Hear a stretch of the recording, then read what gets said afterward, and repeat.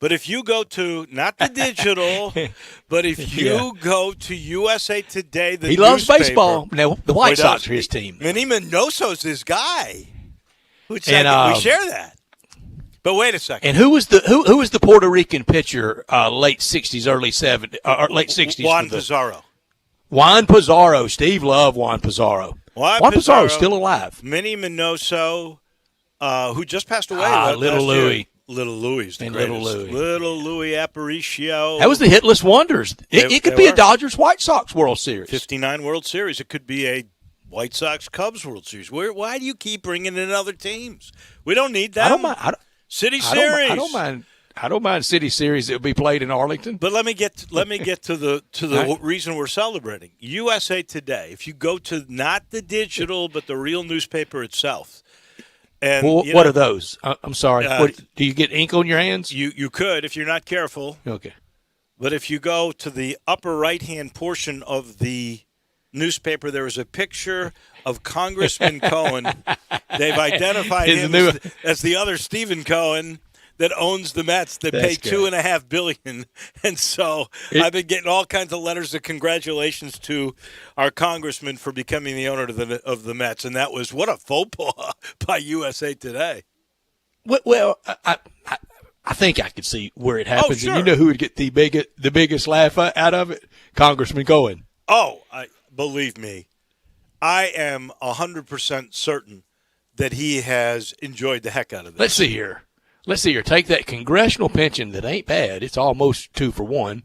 One of the best retirement plans known to humankind. Right. Take the congressional retirement plan or own the team in Queens. Yeah. I think even with all the great medical care you get for a lifetime, you'd still rather have the $2.5 billion. And that great medical care that you mentioned, Dave, it's why so many people, the United States Senate has often been referred to as the world's most exclusive club. And the Supreme Court, people marvel at their longevity. How do they live to be so long? Former members of Congress. Here's why. And Steve Cohen's an advocate for all of us to have this, and I applaud him. Congressman Cohen's an advocate for this, and I applaud him for it. They can get, the elbow can start itching. And they can run out to Walter Reed and have a battery of tests. Nothing sneaks up on them. And that is one of the – I don't know why, some of our insurance companies won't be more preventative maintenance on health stuff instead of to go have a colonoscopy. Let's don't fill out 94 pieces of paper and it be mostly out of your pocket. Oh, no. Whereas if you get it, then the insurance company's on even bigger hook. Well, the worst parts for me are sometimes you have to go through I'll give you a good example. You remember when I ended up getting treatment for my shoulder from Dr. Schrader, the stem cell your stuff? old hockey injury. Yeah. No hockey injury, Drew. Before, by the way, the Islanders still alive. A heck of a game. Every NHL game goes to overtime. It's amazing. But the stuff I had to go through. So first I had to get X-rays. Then they had to give me some sort of anti-inflammatory. I had to go through a battery of things before they would let me get an MRI. And the same thing is true with prostate stuff. Sure. Some of these insurance companies, you have to go through hoops and almost half die before they're going to let you do the MRI. Yeah, or a colonoscopy. Most of the time now, if you're over 50, they'll let you. They let you have the colonoscopy. But you can bet your bottom dollar, a senator, congressman, they go in and they go, I think I need an MRI on this. Sure, come on in. And that's one of the benefits of not making a lot of money as a member of Congress, particularly for what their academic standing and professional their colleagues are making. Like if you're a lawyer, you're not making in the U.S. House of Representatives what you would make in a private practice. There is a sacrifice. It's called public service. But so I don't mind at all on the back end for them getting those goodies, and I just wish we all could have the benefit of that. That's my sermon for the day. Yeah, Big Ten today. I'm going to sign off right now. Good night, everybody. No. Big Ten today did a 180. They did. They turned halfway around from an 11-3 vote not to play. Under pressure. Well, you knew it was going to be unanimous when the Wisconsin chancellor yesterday said the Big Ten will move all as one. So that they knew how bad it looked. That's why they didn't want to give you the vote to begin with.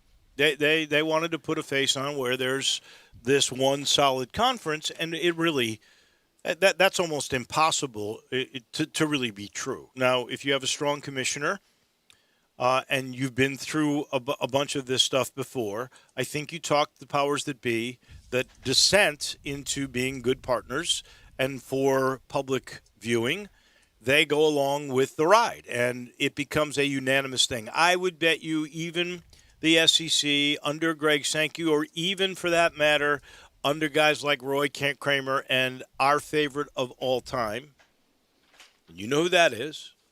I sure do. I miss him, Dave. I do too. But they had presidents that didn't want to go along, but he was able to schmooze. They have been able to schmooze and say, you can't win, so just come along with it. And they do.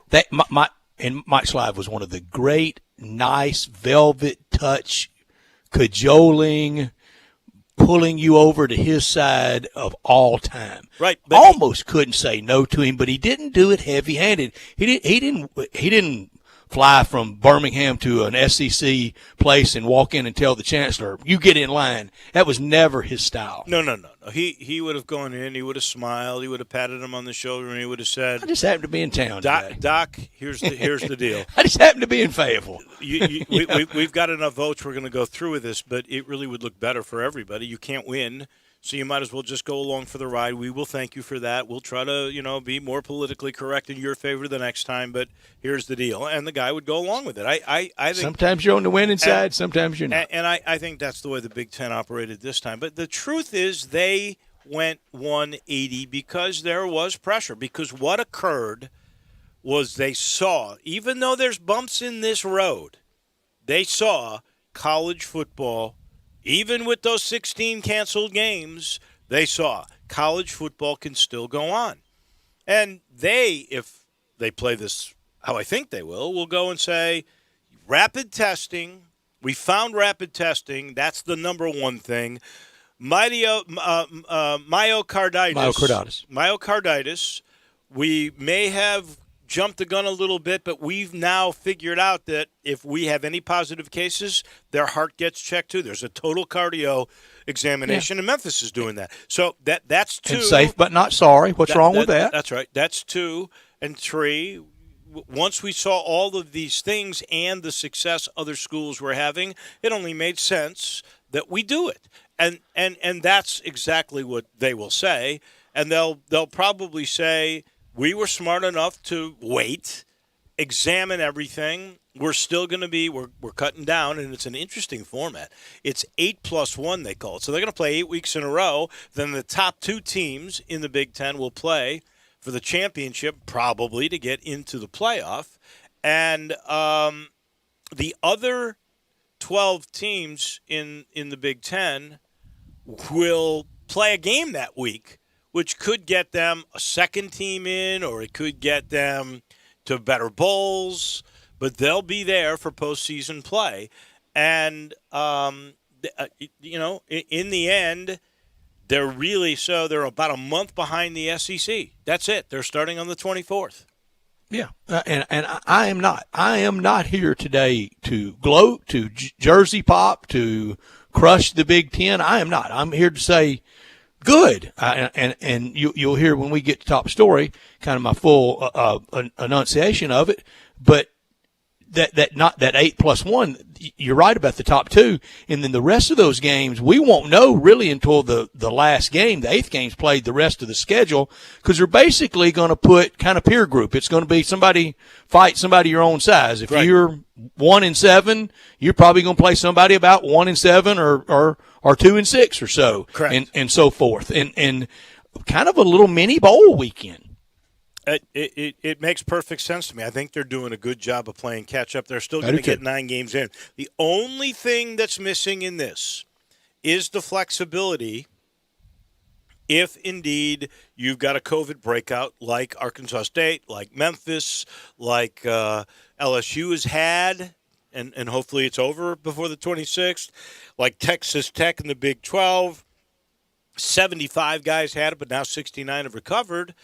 But if that happens when, you've played a game and it's week 2, you don't have the flexibility of making that game up because you are going straight through from October 24th until what is that weekend? December 19th that they're going to play that plus one?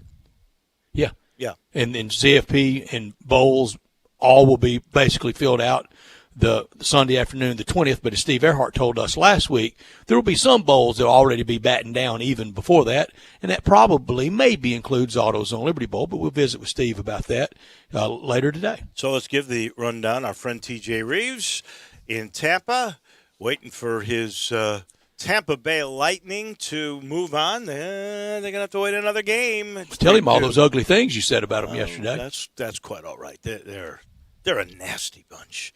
They really are. But in the meantime, probably the only time you can use the word goons in polite society is in relation to the heavy from hockey. I think that's the only time now that you can use that.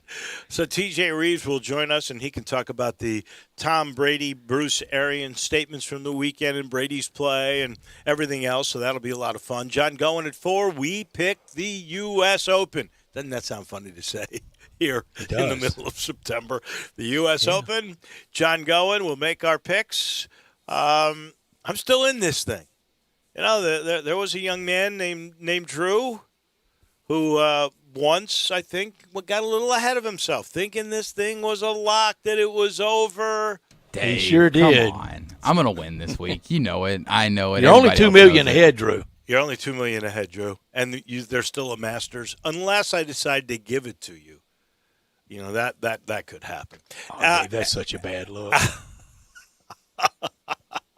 I mean, we did give it to you. We were trying to welcome you into the afternoon with open arms and make you feel good about yourself, and you just thrown it in our faces. Not say we love you, show we love you. Oh, I see. 4:30, Rick Horrow. We love talking to him. Our professor of business from Harvard and the family of NBC stations. We're going to make some picks. South Carolina, the team today. That'll come your way about 4:50. At 5 o'clock, one of the greats in the business, a guy I really enjoy chatting with, and a guy I enjoyed working with a lifetime ago, Craig Way, the voice of the Texas Longhorns. Will they play Texas Tech on the 26th? We'll have to wait and see how everything is going there. And then the business of college football and the bowls, Steve Earhart. And we'll see what kind of a twist the Big Ten thing is now for the bowl business. So we'll have him at 5:30. We will crunch things with Taco Bell at about 5:50. This hour of our show brought to you every day by Lexus of Memphis. They're at 2600 Ridgeway, and they are online at lexusofmemphis.com. Call them at 901-362-8833. Yeah, that old-fashioned telephone line. It works, and they're ready for your call at Lexus of Memphis, where they are offering the Golden Opportunity September sales event. Great offers on all 2020 models and always special lease options in the 2021s.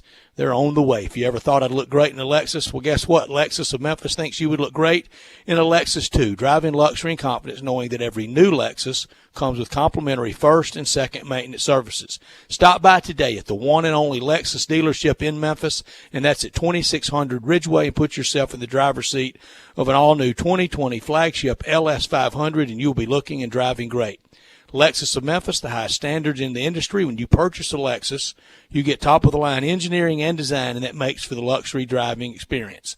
901-362-8833, online at lexusofmemphis.com. Experience amazing at Lexus of Memphis. Top story of the day. Well, that is the Big Ten story where they do a 180. I will tell you, there are so many reasons why I can say they were careful.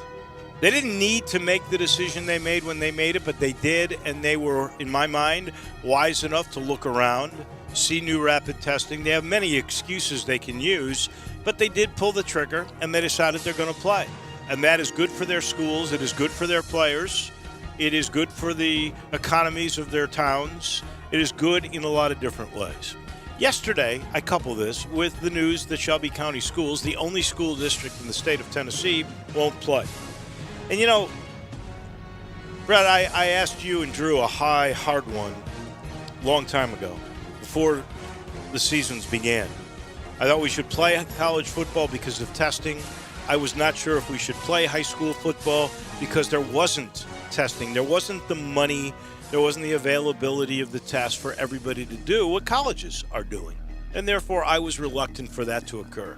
But now, having seen college football, or high school football, being played, and here the Christian Brothers will be on this radio station on Friday night, and it'll be their 5th game. And they haven't had a problem. And those players that have a chance, like Dallin Hayden, to become college players are getting seen. And if you read in the newspapers and on Twitter the players and their parents' reaction to Dr. Ray's decision, and I don't know what the percentages are, but it does sadden me. And a little like the Big Ten, their decision was, we're going to wait and see, and if it works, we can do it. And that's really what the SEC's whole version was too. They didn't do anything until September 26th because they wanted to see. And they've seen, and they're going to work it. And haven't we seen that this can work at the high school level? Sure, there are some bumps. We've had a case at Lausanne. We had a couple at Collierville. But for the most part, this has not been an issue. And now Shelby County Schools are the only school district in the entire state that won't be playing fall sports. And the irony for me is Ridgeway and MUS are a quarter of a mile apart, but the philosophies of their leaders are 100 miles apart. My top story, Big Ten back to play. Good. Let's hope safely. Let's finish the year. No time. I don't think it's any time for SEC partisans to take shots or get a little too puffy about anything, because SEC hasn't played it down yet. There's a long time till next Saturday. I think it's time to everybody to sober up about the conference standings. Well, look, we know what the last 20, 25-year run's like, but we also know over the history of college football in the 151st year, the Big Ten really matters. Now, you got to just recognize that. And this year isn't as much about starting, Dave. It's about finishing. Let's don't denigrate the Big Ten today. Let's celebrate that they're coming along. Let's hope we all finish. I'm with you. And, you know, so much of this is regional, but for a big part of the country, the Big Ten is college football. It's a big deal. Much it sure the is. Same as in this part of the country, SEC is college football. Make no mistake, those are the two best conferences, and it means a lot to the cultures of their regions. Strip out just strip out the history of The Ohio State University, and I wouldn't want college football without them. I wouldn't want what we've had without them. 100% in agreement with you. Not top story of the day. Well, those are the dashboard numbers for the day. In Shelby County, we did have 174 new, but we had a good amount of tests. So we're 29,500, 5 new deaths. That's not ever good news. But here's the thing that is a takeaway for today on COVID numbers that makes me feel good. Out of those 3,400 tests, 7.2% positivity.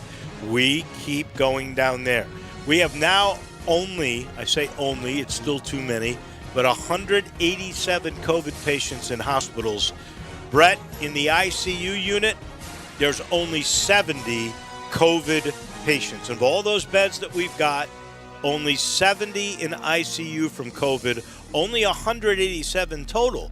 Out of, 3,300, Dr. Jane told us, that are COVID patients. So that is good news. Tennessee's got 175,000 cases, 2,100 fatalities.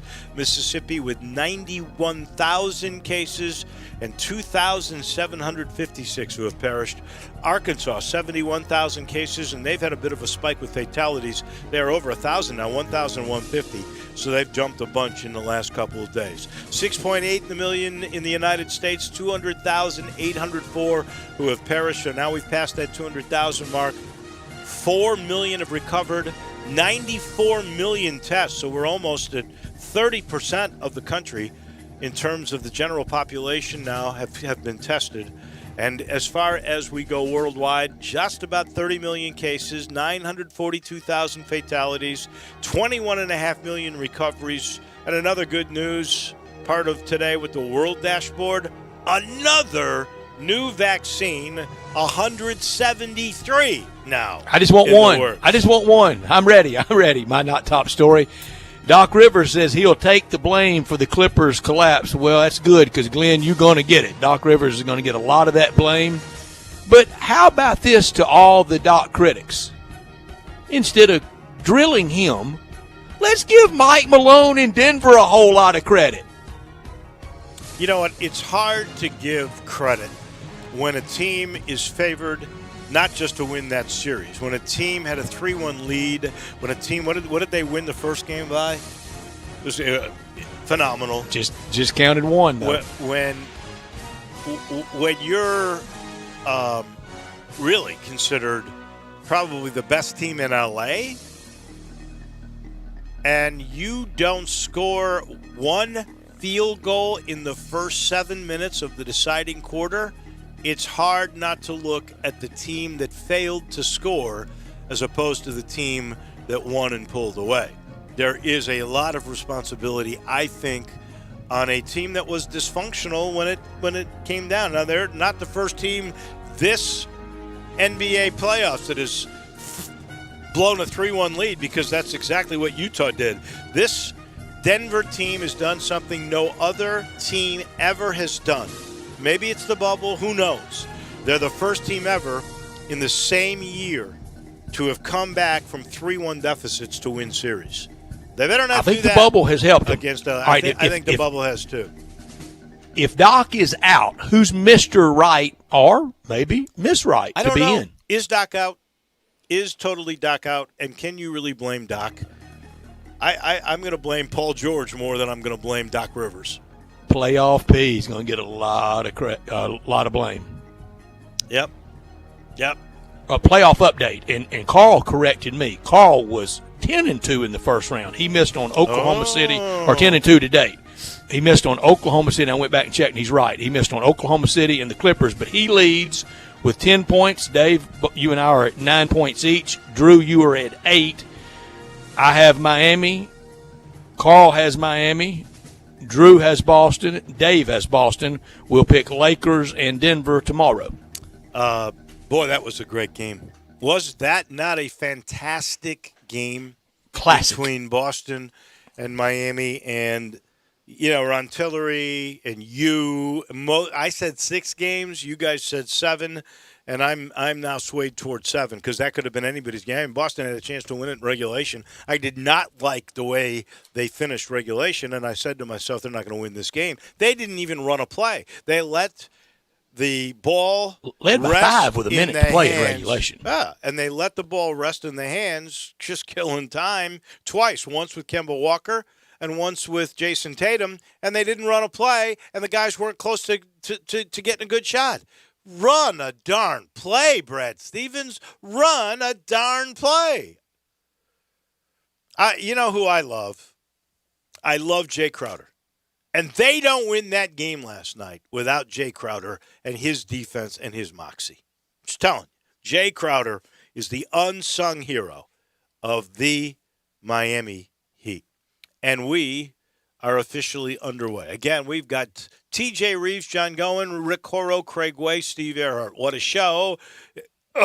Man. And it all comes your way with TJ in just a minute.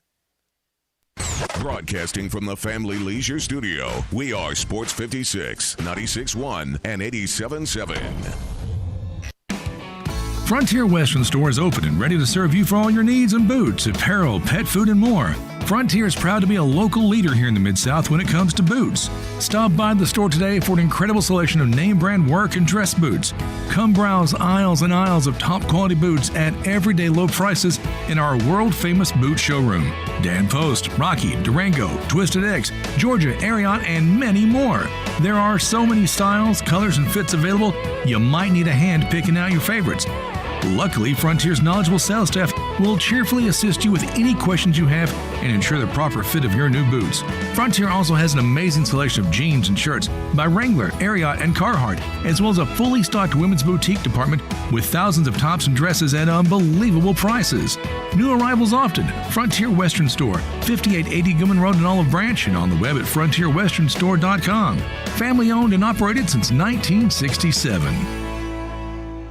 DQuil Pure Z's all-night bilayer tablets help you fall asleep naturally and regulate your sleep cycle so that you can take on your tomorrow. Designed with extended-release melatonin, which slowly releases up to 6 hours to help you fall asleep and stay asleep longer through the night. ZQuil Pure Z's botanical blend is made with lavender, chamomile, valerian root, and lemon balm botanicals, which have been used for centuries. ZQuil Pure Z's all-night. Simple tablets with simple ingredients that are 100% drug-free and non-habit forming.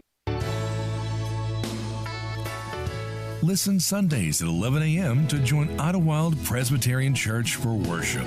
Idlewild is a PCUSA church located in Midtown Memphis. At Jason's Deli, you can stuff yourself full of great deli food that's healthy, fresh, and best of all, it's not expensive.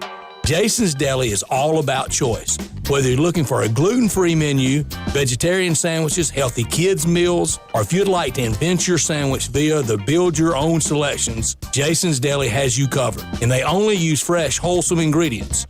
Choose from the club and specialty sandwiches, paninis, wraps, soups, salads, pastas, and much more.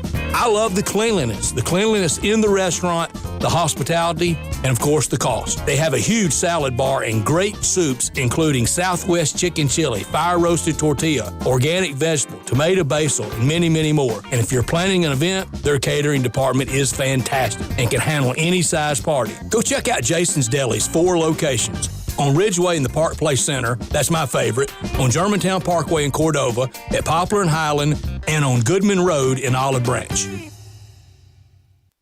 Now, back to Sports Time on Sports 56 with Wolo and Stack. This hour of Sports Time is brought to you by Lexus of Memphis. Here once again are Dave Woloshin and Brett Norsworthy.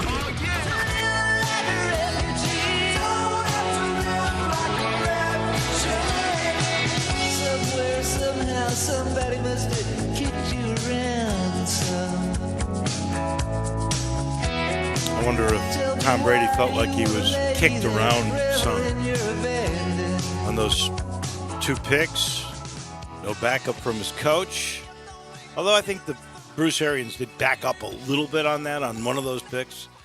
We'll find out from our good friend who roams the sidelines most of the time. I think he was in the press box watching in Tampa as they were playing in New Orleans, but we'll get the story on Brady versus Breeze from a man who knows it well. TJ Reeves, we're sitting here in the Family Leisure Studios, and I'm going to let you know you got to get to 2120 Whitten Road. That's I-40 in Whitten Road, because the world's biggest spa sale is going on right now. People have walked in there. They have just gone crazy. They're doing such good business there. They really are. Because now you can choose from hundreds of different spas from multiple manufacturers, most of them state-of-the-art, high-tech, and you're going to get 30% off on all the spas and even the big swim spas. And there's special financing available if needed. Special pricing on chemicals and accessories, too, because this is the time to buy if you can, because the summer is ending. We're getting into closing time for pools. Some of you keep your pools open all year.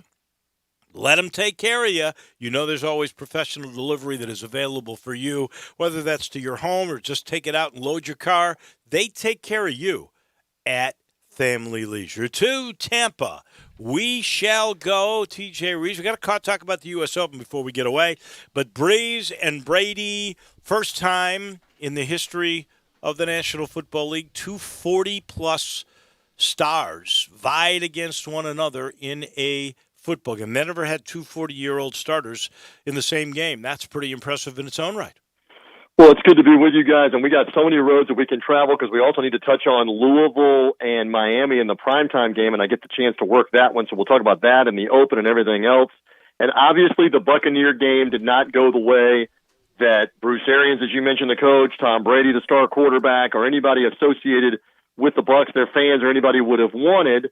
And a lot of that has to do with two things. One, in the NFL, and I'm not making an excuse, I'm just telling you, in the NFL, when you make multiple blunders, multiple mistakes, turnovers, fumbling a kickoff, jumping off sides on a key fourth down to keep a drive alive where the Saints got a touchdown, when you do those things, you're dead more than likely whoever you are. And then when you do it against a really good team, a fundamentally good team, you're really dead. And the Saints are a team that don't beat themselves. They rarely have a game, maybe one or two out of a season, where you see multiple turnovers, lots of problems, et cetera, et cetera. And so on Sunday, when the Bucs were making mistakes, including the Brady interceptions that we're going to talk about, I'm sure, it was a recipe for disaster. The only thing that I continue to say in the 72 hours since that game was played, number one, did anybody watch it? Good Lord, you saw the ratings, right? On Sunday, that it was the highest-rated non-Super Bowl, including playoff games now, the highest-rated non-Super Bowl in 4 years in the National Football League. I think it was the highest-rated television program, period, since the last Super Bowl. That's how well-watched it was. Yeah. So there were a few people watching and a lot of scrutiny. And I hearken back to 2002, which is now 18 years ago, and it's making me feel like a really old guy. I think I've been coming on the radio with you even longer than that on these segments. But when John Gruden arrived, there was so much hype. There were so many Hall of Fame caliber players at that time, like Warren Sapp and Derek Brooks and John Lynch and Mike Allstott and Keyshawn Johnson. And right away, didn't play well, lost the first game at home to the New Orleans Saints. And I still remember being on the radio doing what you guys do in Memphis 5 days a week on the Monday after that game. And you would have thought, oh, what a mistake. Should have never gotten rid of Tony Dungy. Should have never hired John Gruden. Should have never done this. Should have never done that. It ended up working out. They won 12 games. They won the Super Bowl. I don't know what the future holds for this Buccaneer team. If I were a wagering person, I wouldn't wager a whole lot on them having less than 10 wins with a healthy Tom Brady. I don't know if it's going to end up being a Super Bowl or not, but it's a great reference point, having lived through it 18 years ago, that the first game is not what you base everything on. Absolutely. And there you go. So now, slings and arrows time, I'm sure. Fire away. All right. Here's the two things that scared me. Mike Evans, 1 catch. Rob Gronkowski, 2 catches. And the first one is the Saints got into his head, Stats, and they have a good cover corner named Marshawn Lattimore, and he and Evans tangle figuratively and literally every game. And I think they got Evans off his game again, where he's worried about pushing and shoving with Lattimore, complaining to the officials. Mike got ejected in a game in New Orleans 2 years ago, pushing and hitting Lattimore after a play and starting a fight. So, again, that was part of the problem with him. In terms of Gronkowski, he was on the field more than I thought he was going to be. He ended up being on the field like 54 plays of the game. They just didn't target him a bunch, and I think some of that will come. It will gradually start to come a little bit more that Brady looks for him, and he's getting used to everything. Again, it's the same for everybody that you didn't have a preseason, but for new quarterback and a new system not to have some games to work it out, you couldn't expect that there weren't going to be some bad throws, some errant plays, and that's what happened. And obviously, the pick 6 at the beginning of the second half, eerily reminiscent to the Jameis Winston problems with the killer interception, is one that you just can't have, and that one is on Tom Brady. And Bruce Arians said as such, and Brady even owned up to it and said, I cannot make that throw to the inside, and the Saints were sitting on that play. So again, if you turn it over like that, you're in big trouble. Do you think Brady was at all peeved that Bruce Arians was so direct with pointing where the blame belonged?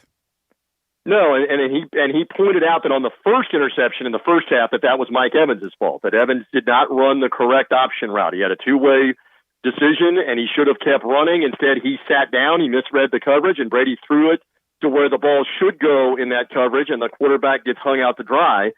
But I don't think Brady's going to have a problem with criticism. I think fundamentally there's not going to be a lot to criticize moving forward. It is going to be night and day Sunday, figuratively. It'll be hot as blazes, literally, at Raymond James Stadium, even without fans. When you play the Carolina Panthers with a first-year coach, like we were talking about, who come into your house, you're angry after you played last week, Let's just see what Tom Brady looks like against their defense, which is much more anonymous. Luke Kuechly, remember, has retired. Let's see how Brady looks against the Panthers this week. Well, yeah. And let's not forget how good New Orleans is. New Orleans is a team that I think if we asked even their fans, they would say they've underachieved the last 2 years. They won 13 games last year, to your point. They are perennially the best team in the South and one of the top 2 teams in the NFC. And again, I cannot emphasize enough, you are not going to play them and have them turn the ball over 3 times or 4 times. And if you do that against them, you are going to lose. And a lot of people have lost. Very true. Very true. So your take of this first week, I know Brett and I have discussed this. So I thought the football was actually better than I had anticipated. And you've said it, especially the 3 new coaches and all the changing of personnel at places. And you had no real exhibition game. You had none. And you had fractured camps. The quality was pretty darn good considering that. Do you think we'll see definitely the lessening if taking away of exhibition games in the future? Yes, and the plan already is to get rid of 1 and have 3 of them, and I think eventually you'll see 2 preseason and 18 regular season games. And the arguments are that you got to get some continuity going. Okay, you can do that in 2 games. But like what you mentioned, the lack of the off-season installation of the offense, all the facilities were closed, nobody's allowed to gather during the COVID shutdown. That's huge in terms of getting in rhythm with your new players, if you're a new quarterback or a new offensive system, et cetera, et cetera. So in any event, yes is the answer. I thought the offensive play was good. Obviously, the officials, you saw this, the officials let holding kind of go. For a lot of last weekend, there were only 18 holding calls, which was something like 100, close to 100 fewer than last year. Wow. And it was the fewest holding calls like in 20 years on the first weekend of the NFL season. So clearly it was everybody have a good time and let's score some touchdowns. And you're right in the middle of kind of mini Titletown right now. I'm watching Nationals and Rays right now. The Rays are going to be, I think, around at the end, the Tampa Bay Lightning. Even in this pandemic, it's got to be good times, fun times, escapism, and that's what this sports thing's supposed to be about. It's got to be fun for the Tampa Bay people. We're having a lot of fun watching this on TV. We died hard last night with a double overtime loss to the New York Islanders. Again, I know Memphis is not a huge hockey market. I know Drew is probably in the other room saying, well, wait a minute, I follow it, and Wolo's got his Blackhawks. But the Lightning are a game away from playing for the whole thing with the Dallas Stars. They get one more win either in Game 6 or Game 7. They're going to play for the whole thing. I'm a lifelong Stars fan, TJ. In the American League for the last week or so. And then you've got all the attention around Brady and the Bucks. Yes, there is a lot of escapism here, for sure. Brett, I'm a big Stars fan. It's close to our area. You're a lifelong Stars fan? That is fun. That is. My Stars. I could not be a Lightning fan. Brett, but a namesake. Brett Hall was a great Star. The Lightning are the biggest cheap shot, goonish, just he ripped y'all bad yesterday, unsportsmanlike team. How could you root for them, TJ? I'm serious. You're just like 2 weeks in a row coming after me here on the thing. There are a lot of other teams that do the cheap shot thing, by the way. The Boston Bruins are one of them that the Lightning eliminated. The reality is this. The hockey has been excellent quality. Lightning are doing what they're doing without their star player and one of the best players in the league, Steven Stamkos, who has not stepped on the ice either in Toronto or in Edmonton in a single second of a single game. And yet they are still right there on the cusp of a chance to win. So let's see if they can get in the Stanley Cup final, because that will be exciting. It's just bizarre that all of that is going on 2,500 miles away in Edmonton, Alberta, Canada, from where we're sitting in Tampa and all watching on TV. It is crazy. It is crazy. Yeah, but we love it. All right. And we got a U.S. Open going on. I mean, look, when will we ever How big's Tiger win by? NFL, college football, Major League Baseball getting down to the playoffs. We've had U.S. Open tennis, we're going to have French Open tennis right away. Got the Preakness coming up. And we had a Kentucky Derby all going on at the same time. This is the most amazing smorgasbord of sports that we have ever seen in our lifetime. And here we got a U.S. Open, and we're going to be picking that U.S. Open in about a half an hour. Who likes John Rahm? Who's going first in your prognostications? I like Rahm. Something just says to me That's it where I might be clear his my time. throat. No, but he's already Asterisk said clears my throat. Asterisk. He's already said Justin Thomas. No, but he's pulling the old trickeration. Oh, you're going to go Rahm. Well, Dustin Old Johnson is riverboat tough gambler. to go against, but remember, for all of his U.S. Open success, when they grow the rough like this, it tends to be problems for everybody. Can Dustin Johnson continue it? We'll see. All I know is I don't think we're going to be able to top the 06 Open at Winged Foot and the drama where Phil Mickelson and Colin Montgomery both make double bogey on the 18th hole to both blow not only the chance to win, but not even be in the playoff. Right. And I know you got to go in a second. I have a great friend of mine who was a volunteer that year. He's not volunteering this year. He was volunteering at Winged Foot on the 18th green when Phil hit the errant drive and was over in the merchandise tent. Amy Mickelson had already come out of the tunnel because, again, he had a one-shot lead with a chance to win.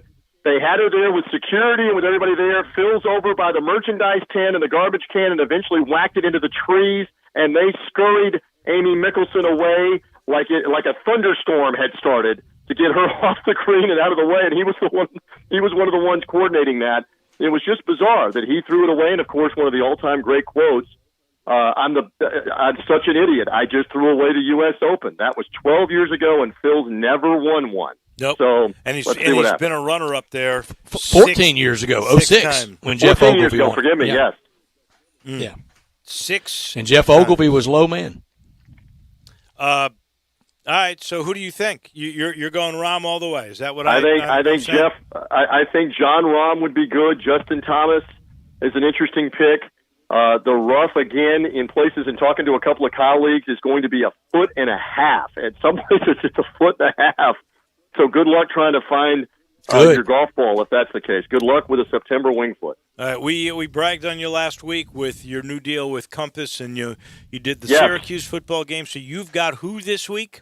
Miami, Louisville, the primetime game Saturday night that ABC is going to show. Tiki Barber and I will be on the call on that one Saturday night. Compass Media Networks all over the country, so it's a privilege to get to call the game with Tiki. Had a lot of fun with him last week in what was kind of a little bit of a slow game before North Carolina poured it on. This one should be a better one with Louisville and Miami coming on Saturday night. So I'll have to give you the breakdown of what that one looks like. Yeah, we'll be curious. You get to see De'Ara King and, of course, Paul Rogers, who is on with us on Triple Crown Racing, the longtime voice of the Cardinals. He thinks this is Louisville's one of Louisville's better teams. So that should be fun to watch. Stay healthy, my friend. As always, we appreciate it. And as much as I love you, I absolutely cannot root for the Lightning. I'm a Rays fan, but the Lightning are just unsportsmanlike. That's the best way I can listen put to it. you. All right, always good to be with you boys. Behave yourselves, and let's keep rolling along. We got to the football season. We even got the Big Ten to come around inside of a month. So How about we've that? accomplished a lot. Yeah. You guys be well. You too. Thank you, my friend. Bye-bye. That is T.J. Reeves. And TJ Reeves, as always, joins us on Wednesday afternoon, and you can join us any afternoon by texting 67129 or dialing 360-8255, both brought to you by First Bank at the text line, at the phone line. First Bank, with stories and a record of customers reaching high. Community banks, they're the preferred lender of people building a success story. Build your success story with First Bank. Visit firstbankonline.com. That's firstbankonline.com. First Bank, they know what you need, a reliable, trustworthy Memphis banker that can give you an answer. They make the decisions for Memphis right here in Memphis, a direct answer from the First Bank banker you're dealing with. Again, firstbankonline.com. That's firstbankonline.com at 67129 at the First Bank text line and 360-8255 at the First Bank phone line. Back in just a minute, we will put a bow on hour number 1 on this Wednesday on Sports Time on Sports 56. It's R&R on Sports. The word is out about R&R on Sports, where you've heard interviews from Ken Griffith Jr., Dr. J, Hank Aaron, and many, many more. R&R on Sports, Saturday mornings, 10 a.m., Sports 56, 87.7, and 96.1. Don't miss us. At First Bank Mortgage, their core purpose is to help you get to a better place. That better place may be a lower monthly payment, that vacation you thought was impossible, or getting into a home with a fenced backyard where your kids can play. To get into your better place, First Bank Mortgage makes decisions right here at home. Dedicated to helping you get to your better place, First Bank Mortgage. Call Daniel Mooney at 901-462-0145 today. NMLS 741022. Equal housing lender. I want to invite you to come by the Spirit Shop. You know, that little log cabin on Poplar? Your liquor and wine oasis. The Spirit Shop has been providing sports fans their beverage needs since way back in 1969. So come in now and get ready for the big game. Whether your favorite team wins or loses, the Spirit Shop will help you celebrate or ease that pain away. The Spirit Shop is open every day, and they're located perfectly at 4848 Poplar. That's the corner of Poplar and St. Nick. Family Leisure's done it again. We're talking about the world's biggest spa sale. Up to 30% off on spas and swim spas. Choose from hundreds of different spas from multiple manufacturers. There is special financing available, and if you are in the market, special pricing now as summer starts to dwindle on chemicals and accessories. Always professional delivery available. The spas are going crazy at Family Leisure, I-40 and Whidden Road. Hi, I'm Troy Fiveash, owner of Fiveash Roofing. Can anyone explain to me why anyone would care how I measure your roof? We have all heard about measuring your roof from outer space. Well, to be honest, there are aerial pictures that are taken every 4 years that can be used to measure a building, but it's not from outer space. Besides, no one, and I mean no one, can tell you what's wrong with your roof or even if you need one by using pictures that might be 4 years old. If you would rather do business with a family-owned and operated business with a lifelong tie to Memphis that refuses to mislead or use gimmicks, please give me a call. Best products, best warranties, and the best customer service we know how to provide. Fiveash Roofing, proud partner of the Memphis Tigers and the official roofer of the Memphis Tigers home team. Fiveash Roofing, fair, honest, and ethical. 367-0050 or memphisroofer.com. 367-0050 or memphisroofer.com. Fiveash Roofing, it's what we do. We're here for you. Now, back to Sports Time on Sports 56 with Wolo and Stats. This hour of Sports Time is brought to you by Lexus of Memphis. Here once again are Dave Woloshin and Brad Norsworthy. We like to party. Got a little history being made as the NBA in the bubble announced today their all-NBA team, and the Lakers' LeBron James made history. Named to his 16th all-NBA team in the 17 years he's played in the league. That snapped a tie, by the way, with guys like Tim Duncan, Kobe Bryant, Kareem Abdul-Jabbar. How's that? They were the other three that had been on at 15. Now he's 16. He also extended a record by being named to his 13th all-NBA first team. He'd made 11 straight first teams before he got injured and was third team last year. So here's the first team. I don't know that we could really argue too much about this. One, I think, is a bit of a surprise. The others are not. Giannis, obviously LeBron, then James Harden, Anthony Davis, the teammate of LeBron. So you got two Lakers on there. And this one is a bit of a surprise, but I'm not arguing it, and that's Luka Doncic. No argument for me. I'm not surprised. I think deserving. If you had to take him out, who would you put in? If you had to, forced to. Let me give you the second five because I'm not sure. There's only one guy, maybe two guys that I could argue that with. So the next five are Chris Paul, not arguing for him. Damian Lillard, could maybe make an argument. Pascal Siakam, and I'm definitely not arguing for him. I thought he was a bust in the playoffs. Kawhi Leonard, I might make an argument for, and Nikola Jokic. And there's your argument. Jokic, obviously, because of the playoffs, is a guy you could make an argument for. So those between Lillard, Leonard, Jokic, you could make an argument against Luka, but we're splitting hairs. The final five are Ben Simmons, Russell Westbrook, Jason Tatum, who's a guy you could move up to the second team, Jimmy Butler, and Rudy Gobert. Those are 15 great players without question. And it's star-studded in the league, and there are a lot more than that, but that's a good place to start. I love how Jokic almost pulls a Matt Bonner out at the top of the key and loads it up behind his ear. I loved him last night when he made, of course, it was all garbage time there, and they were just having fun because they were up 20. But did you see that no-look pass behind him right into the hands of the cutter? At the end of the game? Catch. Yeah, it was a good catch and an easy layup. Now, this guy's really something. I'm here to praise Denver. I am. I know it takes two to tango. It takes a little bit of a Clippers collapse, but they had to do enough to apply the pressure for the collapse, and they did that and more. Wasn't Jokic like the 44th player taken? Wasn't he late, mid to late second round? I don't remember where he went in the draft. Yeah, I think he was, but mid to late second round. He has emerged, and the Nuggets, and I think I'm for them just pulling the rest of the way. ABA town. I am too, because they're. I saw them way back when at the Coliseum.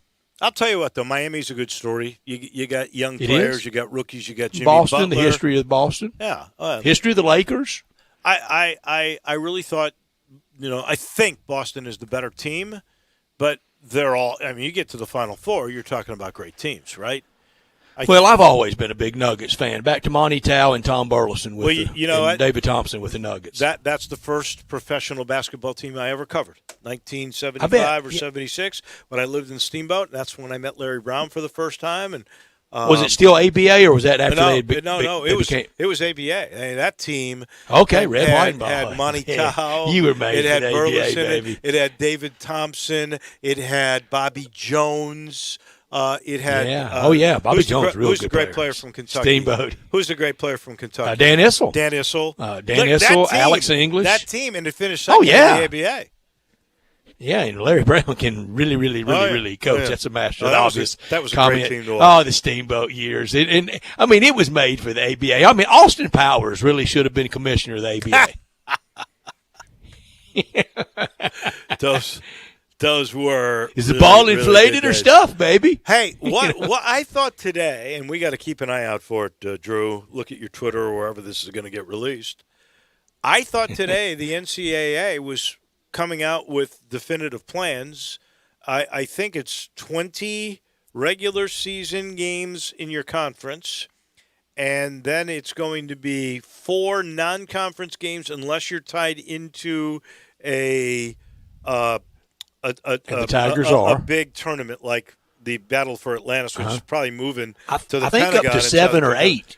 I think it's non-conference games. I think it's 3 more, so it could be 7. Yeah. So you're talking about 27 games max out of what used to be 31. I can live with that. I can live with 27. Live with that.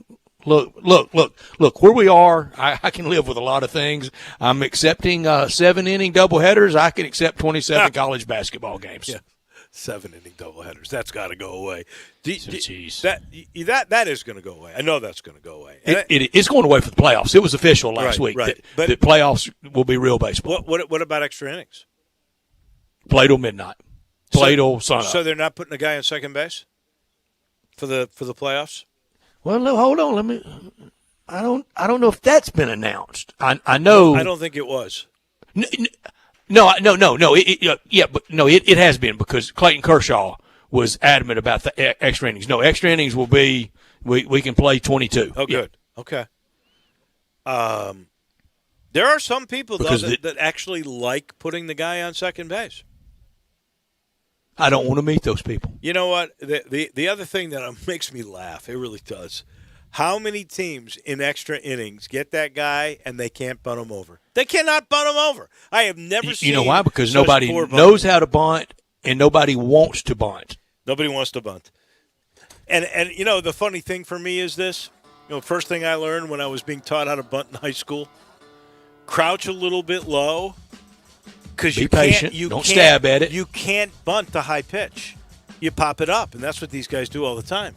So crouch a little bit, and if it's low, deaden your hands, bunt the ball. If it's high, take the pitch. Take the darn pitch.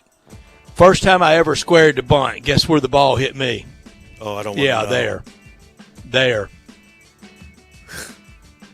Thanks a lot. Baseball is your love, but you were not meant to play it. No, I wasn't. 3 outs. All. I was a great bat. I was a great bat boy, though. Is that just a story, or you really were not?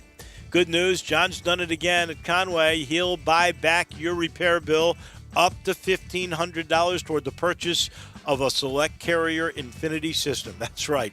They're going to buy back your repair up to $1,500, even if they didn't do the repair. Show them your receipt from any company. They'll buy the repair back. And if you didn't even have a repair bill, they'll give you up to a $1,500 trade-in for the old Energy Guzzler. No, you're going to get 2020 great technology from Carrier, that Infinity system. When air conditioners get older, they're inefficient, the cost of repairs, high utility costs. Getting a new one and the savings on your electric bill really pays for itself. Please make the call, 384-3511, 384-3511. Conway Services, heating, cooling, plumbing, and electric. Back in just 1 minute. When we return, it's time for golf. The U.S. Open front and center with John Goen.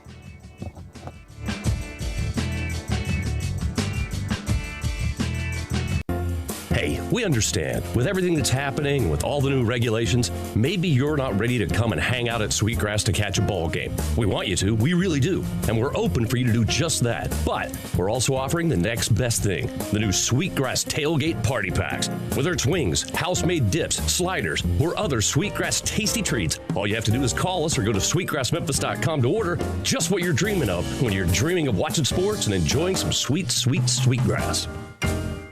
It's buyback days. Hi, this is John Conway with Conway Services. Did you pay a big repair bill on your existing heating and air conditioning system this year? Is your energy-guzzling heating and air conditioning system on its last leg and you think it's worth nothing? Good news, it's buyback days at Conway Services. We'll buy back your repair this year up to $1,500 toward the purchase of select Carrier Infinity systems. That's right, we'll buy back your repair up to $1,500 even if we didn't do the repair. Just show us the receipt from another company and we'll buy back the repair. If you didn't have a repair bill this year, we'll give you up to $1,500 trade-in for that old energy-guzzling system toward the purchase of select Carrier Infinity systems. When air conditioning systems get older and inefficient, the cost of repairs and high utility costs can almost pay for a new system. So call Conway Services, the Mid-South's premier heating, cooling, plumbing, and electric service company today, and the first 30 callers with a 10-year-old heating and air conditioning system will come out and inspect it absolutely free. Call 384-3511. Conway Services. Call Conway today.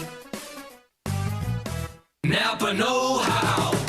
Get all the quality parts you need at your locally owned Napa. Because right now, when you order from Napa online, you can pick up curbside at your local store in just 30 minutes. Or get your order delivered direct to your door with free one-day shipping and over 160,000 quality parts when you spend $35 or more.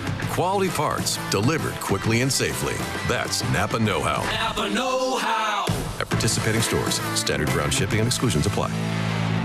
Let's go with Go-Go Squeeze. We're going, growing, standing tall, climbing, laughing, hide and seeking, giving our all. Our kids' days are filled with adventure, and Go-Go Squeeze is there for every run, jump, step of the way. Made from wholesome ingredients like 100% fruit and veggies, real yogurt, and no artificial anything in Go Anywhere pouches, so our kids can keep going wherever their adventures take them. Go-Go Squeeze. You make the memories, we'll make the snacks. Find us in the applesauce aisle. Let's go. We are Sports 56 WHBQ Memphis, WIVG-FM Tunica Memphis, and WPG-FLP Memphis. Flynn Broadcasting Stations. Now, more of Sports Time on Sports 56 with Wolo and Stats. This hour of Sports Time is brought to you by Homer Skelton Hyundai. Here once again are Dave Woloshin and Brad Norsworthy.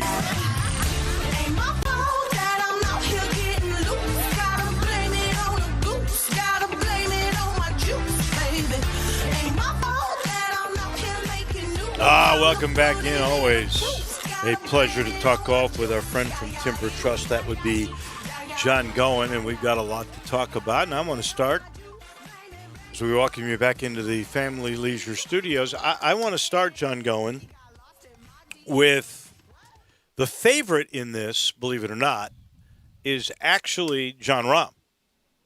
Not DJ, not Justin Thomas. John Rahm is, Dustin Johnson is the favorite. He's at 17-2. John Rahm is second, 10-1. Xander Schauffele is 14-1. Justin Thomas also 14-1. But guess who has more money bet on him than anybody else? Boy, it's a good one. I don't know. Maybe Colin Morikawa. No. Go the other way. Don't go young. Well, it can't be Tiger. It is. Probably Tiger Woods is, listen to McConaughey, this. come on now. Listen to this. Listen to this. People allergic to their money? He's 40-1, and as of late last night, 18% of the money that had been wagered had been on Tiger Woods at 40-1. I promise you.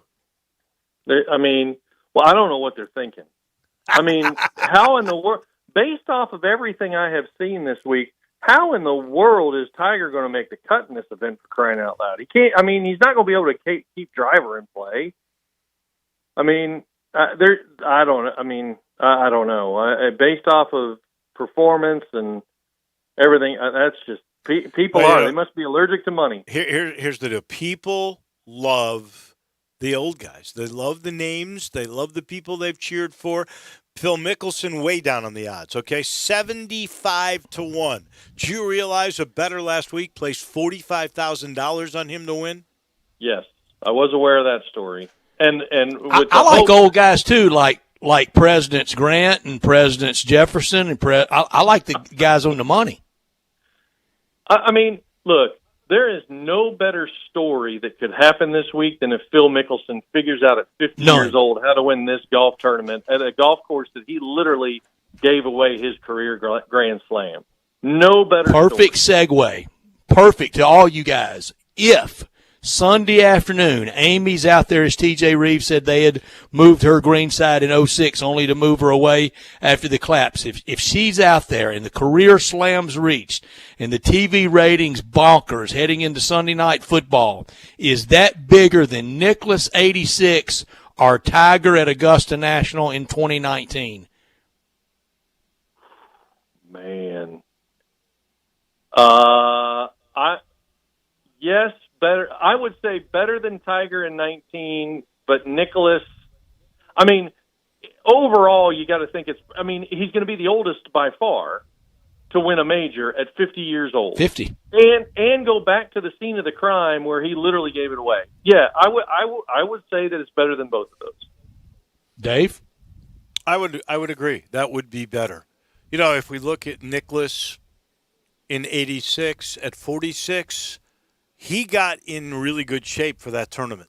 He was maybe more slender than he'd been, obviously 10, 15 years earlier.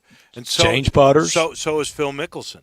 He is in much better shape, but there's no way at 50 he can walk and play 4 rounds on that golf course. Although, this is sort of what I wanted to ask John a little bit about.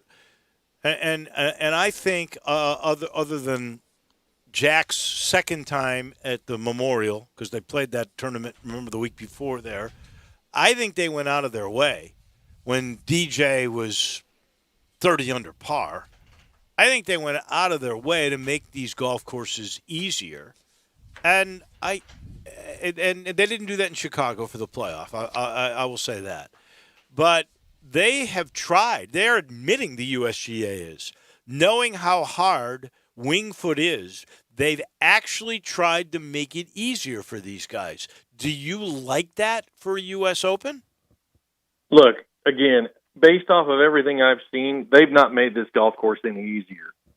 You know, in the day and age of the player that just tries to bomb it down there, regardless of where they hit it, have a wedge into a green or a short iron into a green, with as penal as I have seen areas of this rough being, this golf course is not any easier. It looks like they have gone retro USGA, grown the rough up, I don't see that they have done anything at all to make this golf course any easier.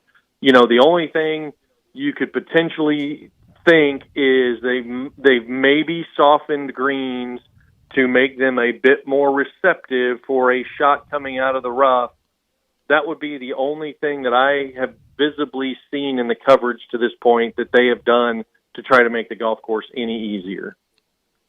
I want them challenged. I don't want them embarrassed, but I want them challenged, and I don't care what the final score is because broken record time, I know I say it a lot, low man wins. What of it? They all are playing from the same tees, hitting to the same areas, and you might get the cabbage lie and all that stuff, and you might not hit it in the landing area. Now, the landing areas are really tight, but, John, I love it at Wingfoot. I loved it last year at Pebble. I love it when it goes to Oakmont. I love it when it's at Medina or back, Olympia Fields. I didn't like it in those years where they experimented at Chambers Bay and Erin Hills, and I think the USGA, I think they've basically gotten into a British Open type rota, have they? Well, it definitely kind of appears that they're trying to work their way into that. They're definitely kind of going West Coast, East Coast, West Coast, East Coast. That seems to be a bit of their theme as of late, and kind of as you look, even a bit into the future. So, but realistically, that's maybe how it should be. If the U.S. Open is going to take the stance that they are taking with regard to golf course setup and everything, then it makes all the sense in the world that the U.S. Open should be played at historically difficult U.S. Open type of golf courses. It's even like Pinehurst. I don't envision Pinehurst as a challenging U.S. Open venue, although they made a bunch of changes there in an effort to be able to take it back to Pinehurst. I just don't envision Pinehurst as a U.S. Open venue based off of that. Give me Shinnecock. Golf course down sets up. Shinnecock, Wingfoot, Bethpage, places like that are, you have the ability. Even at Pebble, they can grow that rough up and make that golf course more difficult than what it is for, the AT&T or, whatever it's called nowadays. Torrey they can make difficult. There's venues that you can make that are historically U.S. Open type events, Olympic Hills, or the Olympic Golf Club in San Francisco. And so let's come up with whatever that rotation's going to look like and kind of run with it, on that 10-year cycle. I sort of agree and disagree. First off, don't put Erin Hills and Chambers Bay in the same conversation. Erin Hills is a real golf course. It's not that gimmicky thing that they put together. That never should have been in any kind of rotation, in my estimation. But that's what I was saying. That's what I was meaning. Yeah, they shouldn't be in the conversation with us. But Erin Hills should be. Erin Hills, I've played that golf course. That's a real golf course. It's a links course. Here's what I think. I think you're right. They should 3 out of 4 years play the traditional golf courses. But if there is a great golf course that is designed and built, then that needs to every once in a while be put into play. For instance, Whistling Straits in Kohler. I think that is a great Let the golf PGA course. Go there. Well, but the PGA goes there. I know that does, but why couldn't you toughen that up and make that a U.S. Open on occasion? That's a great golf course. All right, John, you got full veto proof. Southern Hills in our U.S. Open rota? Oh, absolutely. Oh, yeah, no, I think so. Yeah, me too. Yeah. It's the one golf course. Whistling Straits not in there? Would the USGA go to a venue, and maybe I'm probably missing something, but would the USGA go to a venue that has historically been a PGA type championship stop? Well, Southern Hills has been both. Yeah, Southern Hills has been both. That's right. Okay, so there's one. But outside of that, hasn't the Olympic Club? Hasn't that been both? Olympic Bethpage has been both. Bethpage has been both. The Olympic, I think Olympic has. I think there's been a PGA in there. But the snootiness and the competition between the two, I think there are U.S. Open courses and there are PGA courses, and I love them all. I just think they're separate and distinct.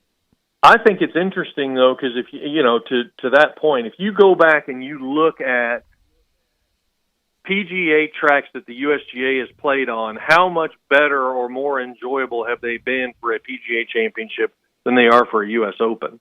Because of what the differences are on how the PGA of America sets up a golf course for a championship versus how the USGA wants to set up a golf course. That's my point. I think if you tried to toughen up Whistling Straits, it is Pebble Beach, which they play U.S. Opens. Toughen it up like they do at Pebble Beach, and you've got a U.S. Open course.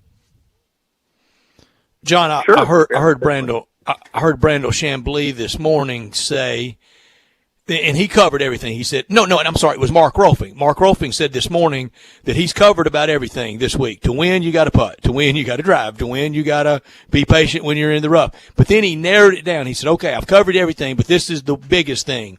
The chipping and the approach shots, getting on the green and then getting the ball in the cup. He said he thinks the closer you get to the green, the more important that it'll be this week for who wins on Sunday. Well, you know, I mean, short game or proximity to hole is always something. I mean, you know, you talk about that at Augusta National, being on the right shell, you know, being in the right spot, because if you're not, you know, it has a dramatic impact on either one, how aggressive you can be with that birdie putt or par putt or whatever, or, you know, how you're trying to fight against, you know, a three putt. So, you know, but look, the more important to your part, I mean, the patience to hit the shot out of the rough and put yourself in a position to then try to be as successful as you possibly can with that next shot. It's always going to be a next shot golf course, based off of, you know, what happens either off the tee or second shot or whatever. It's how you are going to be able to play the next shot. And, you know, short game obviously is going to play a huge part, and proximity to hole is always going to play a huge part for those guys that are ultimately just trying to figure out a way that they can make par and walk on to the next hole. That's always the way a U.S. Open is played. So, you know, there's something to that, but there's something to that pretty much every single week for the most part, especially in a major and especially on a USGA, you know, U.S. Open venue. It's always going to be about either how you recover or, you know, where you hit the next shot, and then how you are ultimately going to play the one after a bad shot. There are, you know, horses for the U.S. Open too, where guys, and Andy North is the first one that comes to mind. He's won the U.S. Open a couple of times. Lee Jansen. Lee Jansen is a guy. Curtis Strange won U.S. Opens. Was that the only major he won? Yes. That's it. Yeah. Back to back. Back. Right. So I've always sort of thought the best attributes, back along the line of what we were just discussing, is a guy, one, has to hit it straight, because if you're in the rough, you're in trouble. But if you're in the fairway, you've got a chance. And two, you've got to be a great putter, because the greens are always fast and very tricky. And so that's why most people have always gone, well, poor Dustin Johnson. He's never going to win a U.S. Open because he wasn't hitting it straight until he learned how to hit that cut shot that ends up in the middle of the fairway. And he wasn't a good enough putter, and we saw him blow a U.S. Open at Chambers Bay because he didn't putt very well. Do you think those are the two main attributes? Well, you know, clearly the demand on placing the ball in play off the tee is probably the number one attribute. Mm-hmm. I think clearly you know, putting, I think you could be a streaky putter. How about that? You could, you know, if you all of a sudden kind of catch fire the week of a U.S. Open and have a good putting week, I don't think you necessarily have to be a good putter historically. I think it's like anything else. I think if you know, are a streaky player and you happen to, you know, kind of catch fire that week, that puts you in play for that. But I mean, if you look at some of these guys, you know, Webb Simpson and others, you know, Webb has obviously kind of had his struggles over the years with putting. You don't look at a guy like a Michael Campbell who's won a U.S. Open as a historically good putter. But, can you have a good putting week and win a U.S. Open? Absolutely. If you, again, I think the number one attribute for Corey U.S. Pavin Open is did. being able to put the ball in, but you just got to put the ball in play. Yeah. And Corey Pavin at Shinnecock in 95, I mean, he just golfed that ball around. You could almost, Dave, I love that point about horse for U.S. Open courses. You almost could throw Hale Irwin in there, and I know Payne Stewart won a PGA, but he was really good at U.S. Open courses. Yeah, he just didn't have enough opportunities because, unfortunately, his life was taken too soon. Yeah, absolutely. It was. John, all right, is it time for pick time? Guys, y'all ready? Sure. Let's do it. I forget based off of the text. I know the first one's obviously whatever, but are we back at the world rankings in the second pick? No. Okay, it's a free for all. Anything goes. It pays quad. Anything goes, Quad. goes. Anything. Quad. That is just. Now, Dave, you loved the quad payment when you thought Jason Day was going to win it for you at the PGA. I never liked it. You loved it until he was T4. It's too gimmicky. You texted all weekend you were getting ready to win quad until he didn't. All right, first pick, old trickeration for me. I teased y'all with Justin Thomas. I came to my senses, and I'm going with John Rahm, his first major. Wow. John, you're going. second. Man, I know, and I have messed around with this stinking thing. I just, look, you want to pick him. And he won $15 million 2 weeks ago. Doggone well, Jupiter, Florida, for this whole entire last week, was probably nothing but one big party for Dustin Johnson. Good right? Party. Hope he didn't slip down. How do you keep momentum now after a week off? And that's why new guy. He's a new There's guy. a pick in here somewhere, isn't it, Dave? I'm on the Dave Will-Ocean. I'm on the Dave Will-Ocean bandwagon. There you go. I'm on the Dave Will-Ocean deal. I got to explain my pick, go through some sob story. Go ahead. Boy, you have fought with this pick, John. Man. I am interested. Psychiatrists charge $115 a half hour for this. I am focused into this because I'm just sitting there going, he's talking himself out of DJ, and I'm going to take it. Drew, have you heard a pick yet? My goodness. I have not. I need to wrap it up. This is a time thing. We only have so many minutes. We're in good shape. Come on, John. John, do you need to get on a couch for a little bit? Lay back. I'll talk to you. I need a sports therapist to walk me through because there are some demons going on right now. Because I know doggone well. Here's the thing: at the end of the day, I can't do what Drew did last year and leave Brooks Koepka for Dave. And then ultimately he winds up winning, so I will take Dustin Johnson. Oh, wow. That was torture. All that goodness. That he's taking him. So that leaves me, the guy that will be the star of the year. I'm going to take Colin Morikawa to get his second major of his career and of this year. And then he would be one away from the Triple Crown this year. Drew? Well, Dave just took my pick. Didn't think anybody was actually going to take him in the first round, but I guess I'll take JT, Justin Thomas. There you go. Not too confident about Drew it, seems but like he's reeling right now. He just seems like after all this stuff that just happened, Drew really he got caught off guard here. Well, he had the title in hand. He was posing for the celebratory pictures, and it all started coming apart. His head got too big. That's the bottom line. It really did. It really did. All right, shock time for me, and I had him at the PGA at Harding Park, and it was close. And I'm going to have him here. It's the only thing he lacks on a great resume. Xander Schauffele. Not surprised. Okay. I thought you were going to go Tony Finau on me. Well, I'm going to take a guy who has won the U.S. Open and seems to be kind of one of the better, straighter players this week. And I kind of trashed his putting from when he won, but I will take Webb Simpson.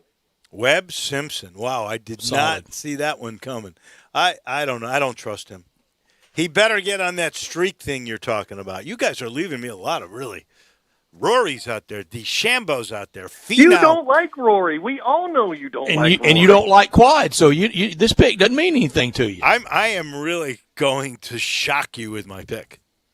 But this guy has finished in the top 5, I think, the last 5 years in the U.S. Open. Tiger Woods. No. I wish I could take Tiger. I just can't. Tiger's not going to make the cut. He's available. Nobody's holding you back. It's your pick, Dave. No, he hadn't been taken. I'm going. I got it. I've written it down. Tiger Woods. Very good. I am going very Drew? slowly here because Drew is really sweating. He thinks I'm going to take his guy. No way you're taking this guy. So, Drew, relax. It's not your guy. I'm going to take Tommy Fleetwood. Oh, Dave. You just disappointed your fans so badly. That actually was my guy. No. Yes. I've got it written down here. I was going to do it. Tommy Fleetwood's great in the U.S. Open. He is. I need the money. He won't break 80. You want to make a little side bet lunch on that one? No. Tommy Drew, Fleetwood, Drew. I mean, if y'all don't like that pick, Drew. You're definitely not going to like mine because he always seems to whittle down the end and never seems to get over that hump. I'll take Tony Finau. Yeah, I would have. I think that's actually a good pick. Tony Finau. Maybe 10. After I've stolen away Tommy Fleetwood from you. Who would have thought I would steal Tommy Fleetwood from you? Oh, my God. You took Morikawa and Fleetwood. That was the 2 I wanted. Well, it'll be a pleasure if that beats you. So here they are. John Rahm and Xander Schauffele for stats. DJ and Webb Simpson for John.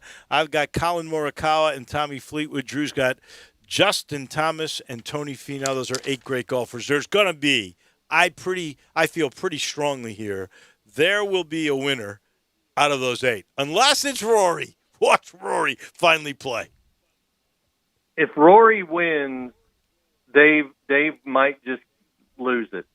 I mean, as much as he has just dogged Rory, it would be just unbelievable if he puts together 4 rounds and can win a golf tournament. He hasn't done it since the restart. Now, look, he was the best player in the world. I thought he was going to be fantastic before the doggone pandemic hit. He's not put 4 rounds together. I'm not sure he's put 2 rounds together since the pandemic restart.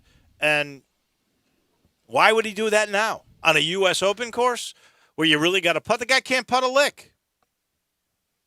You never know. Nobody took him. That says a lot to me. Even though he was rated 1, 2, 3, 4, 5, 6, he was rated 7th in the power index. Nobody took him. Nobody took DeChambeau, who, when the thing started back up, he and Berger were the 2 hottest players, weren't they? DeChambeau can't keep a golf ball in play. I know it.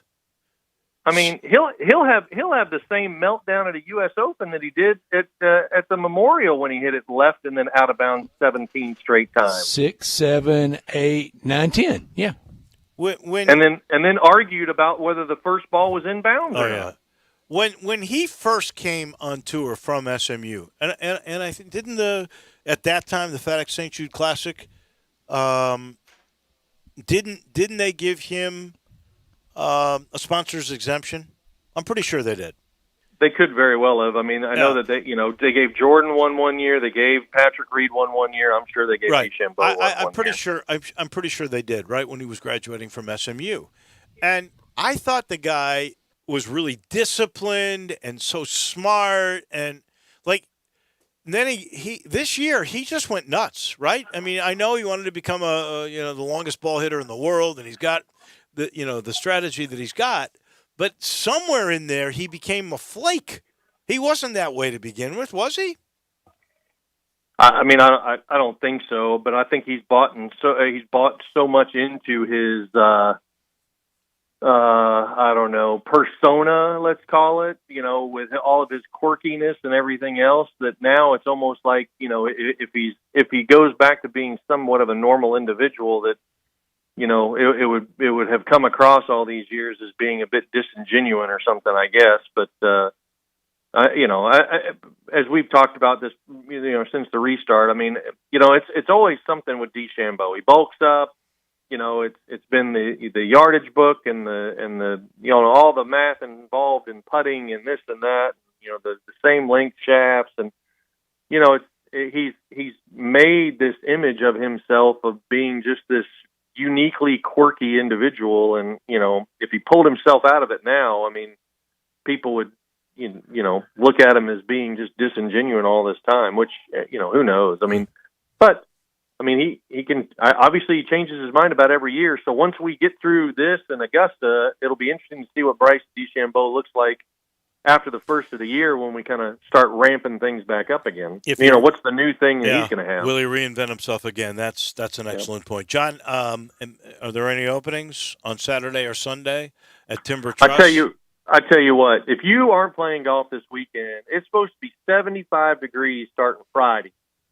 And, if you think back to last year, we were still in the 90s at this point last year. In the middle of hot, drought, whatever.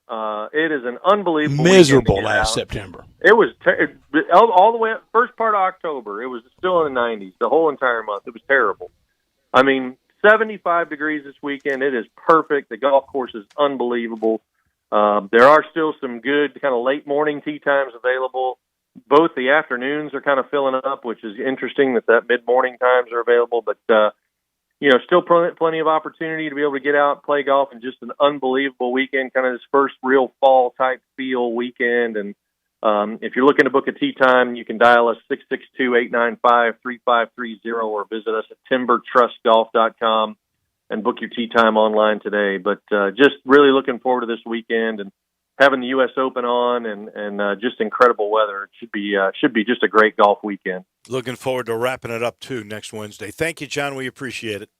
Y'all take care. Enjoy the Open this weekend. We shall. That is our friend John Goen from Timber Trust. I should point out this hour of the program presented by Homer Skelton Hyundai and Genesis of Olive Branch. So I went there today, and I got to tell you, they wanted me to try this new technology. I got a 2021 Sonata. And part of this, it's the most amazing thing. Now, I really don't know how often I would use this, but you know how there's self-parking cars, but you're in the car when you self-park. With this self-park thing, you literally, it's made for like if you were in a parking lot and you want to get into a space, but it's so tight you couldn't open up the doors when you're done, and you don't want your doors dinged and everything. You get out of the car, and you use your key fob to park the car. They wanted me to learn this, so I now have a Sonata, 2021 Sonata. There's some other really cool bits of technology in there. They're all durable because every new car, every Genesis, every Hyundai, you get a lifetime limited powertrain warranty. You also get a 3-year, 36,000-mile maintenance package on all these new vehicles. They last forever, and the safety. And again, it's got a button. If I push it, I can't change lanes. I can't run into anything. Hyundai tied for the top safety pick vehicles in the world in 2020. And this 2021's got even more of that technology. It's fantastic. And you can find that at reasonable prices by just getting on Lamar into Mississippi. Very first exit. It's Highway 78 then. You turn left at Craft Road. Go see all the game. And by the way, I was talking with them. All these guys together, 13 years. Guys like Rick Fink, David Richardson, Ray Melton. It's astonishing. John Burnside, they've all been together. And they do it because they're so good together. They're a team that takes care of you. Go see for yourself at Homer Skelton Hyundai and Genesis of Olive Branch. Let us take a time out. We've got Rick Horrow on the way. I can't wait to chat with our professor of business on the weekend and such. That's coming your way next. Search Sports 56 on Facebook and give us a like. And follow us on Twitter at Sports 56 WHBQ. I want to do some bragging rights. Hey, I was just the other day overhearing a conversation with Big Mike, the manager of DeSoto Auto Sales. They've got people buying cars all over the country. North Carolina, South Carolina, Georgia, Alabama, Arkansas, Texas. People from all over the country buy cars at DeSoto Auto Sales in Olive Branch, Mississippi. Why? DeSoto Auto Sales has the most stringent car inspection in America. They get it right the first time. Quality and low mileage. Factory warranty on most vehicles. My favorite part is the people who work there. Big Mike, all the employees are professional, friendly, and go that extra mile. Expect as you walk in the door, you are treated like family. DeSoto Auto Sales understands your time matters. We can help you find your dream car and get all the paperwork finished in less than an hour. Come see us at DeSoto Auto Sales and be part of our family. Have a great buying experience every time. 662-890-7184.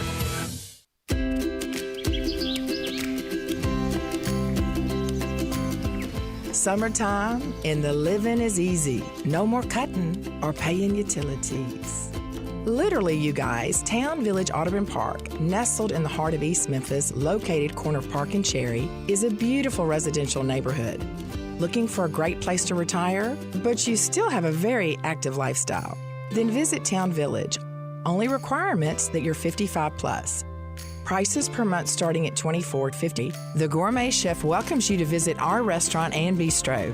Package includes 3 complimentary meals per day, maid service, free local transportation, monthly coffee club, themed dinner parties, lots of fun. Visit us and call Daniel or Bo at Town Village Audubon Park at 901-374-7342. There's no place like home. Town Village Audubon Park.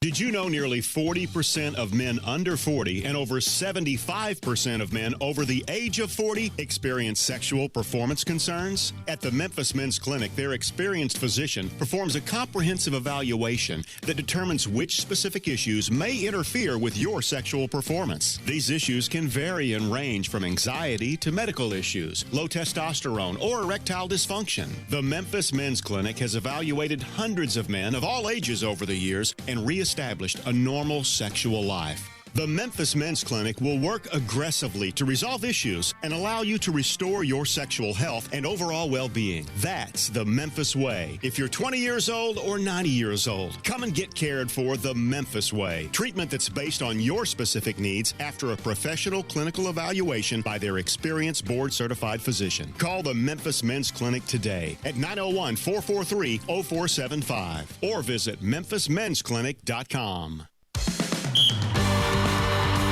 Hi, this is Rob Brown. Join Pete Cordelli and me for Sidelines Saturday mornings, 8 to 10 a.m. on Sports 56, 87.7, and 96.1 FM. We'll cover the Memphis Tigers, the SEC, recruiting. Hey, if they keep score, we're covering it. Check us out on the website at sports56whbq.com and sidelines.live. Sidelines is brought to you by Duncan Williams Asset Management. Saturday mornings, 8 to 10 a.m. Get up and give us a call. Now, more of Sports Time on Sports 56 with Wolo and Stats. This hour of Sports Time is brought to you by Homer Skelton Hyundai. Here once again are Dave Woloshin and Brad Norsworthy.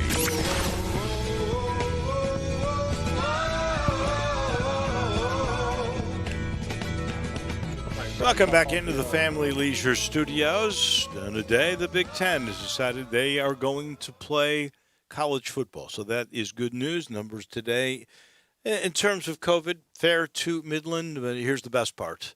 We are down to only 70 hospital beds of COVID and ICU, 187 total in the hospitals around here. So our numbers are down there, and our positivity today, 7.2%. So that, to me, is a really, really wonderful sign.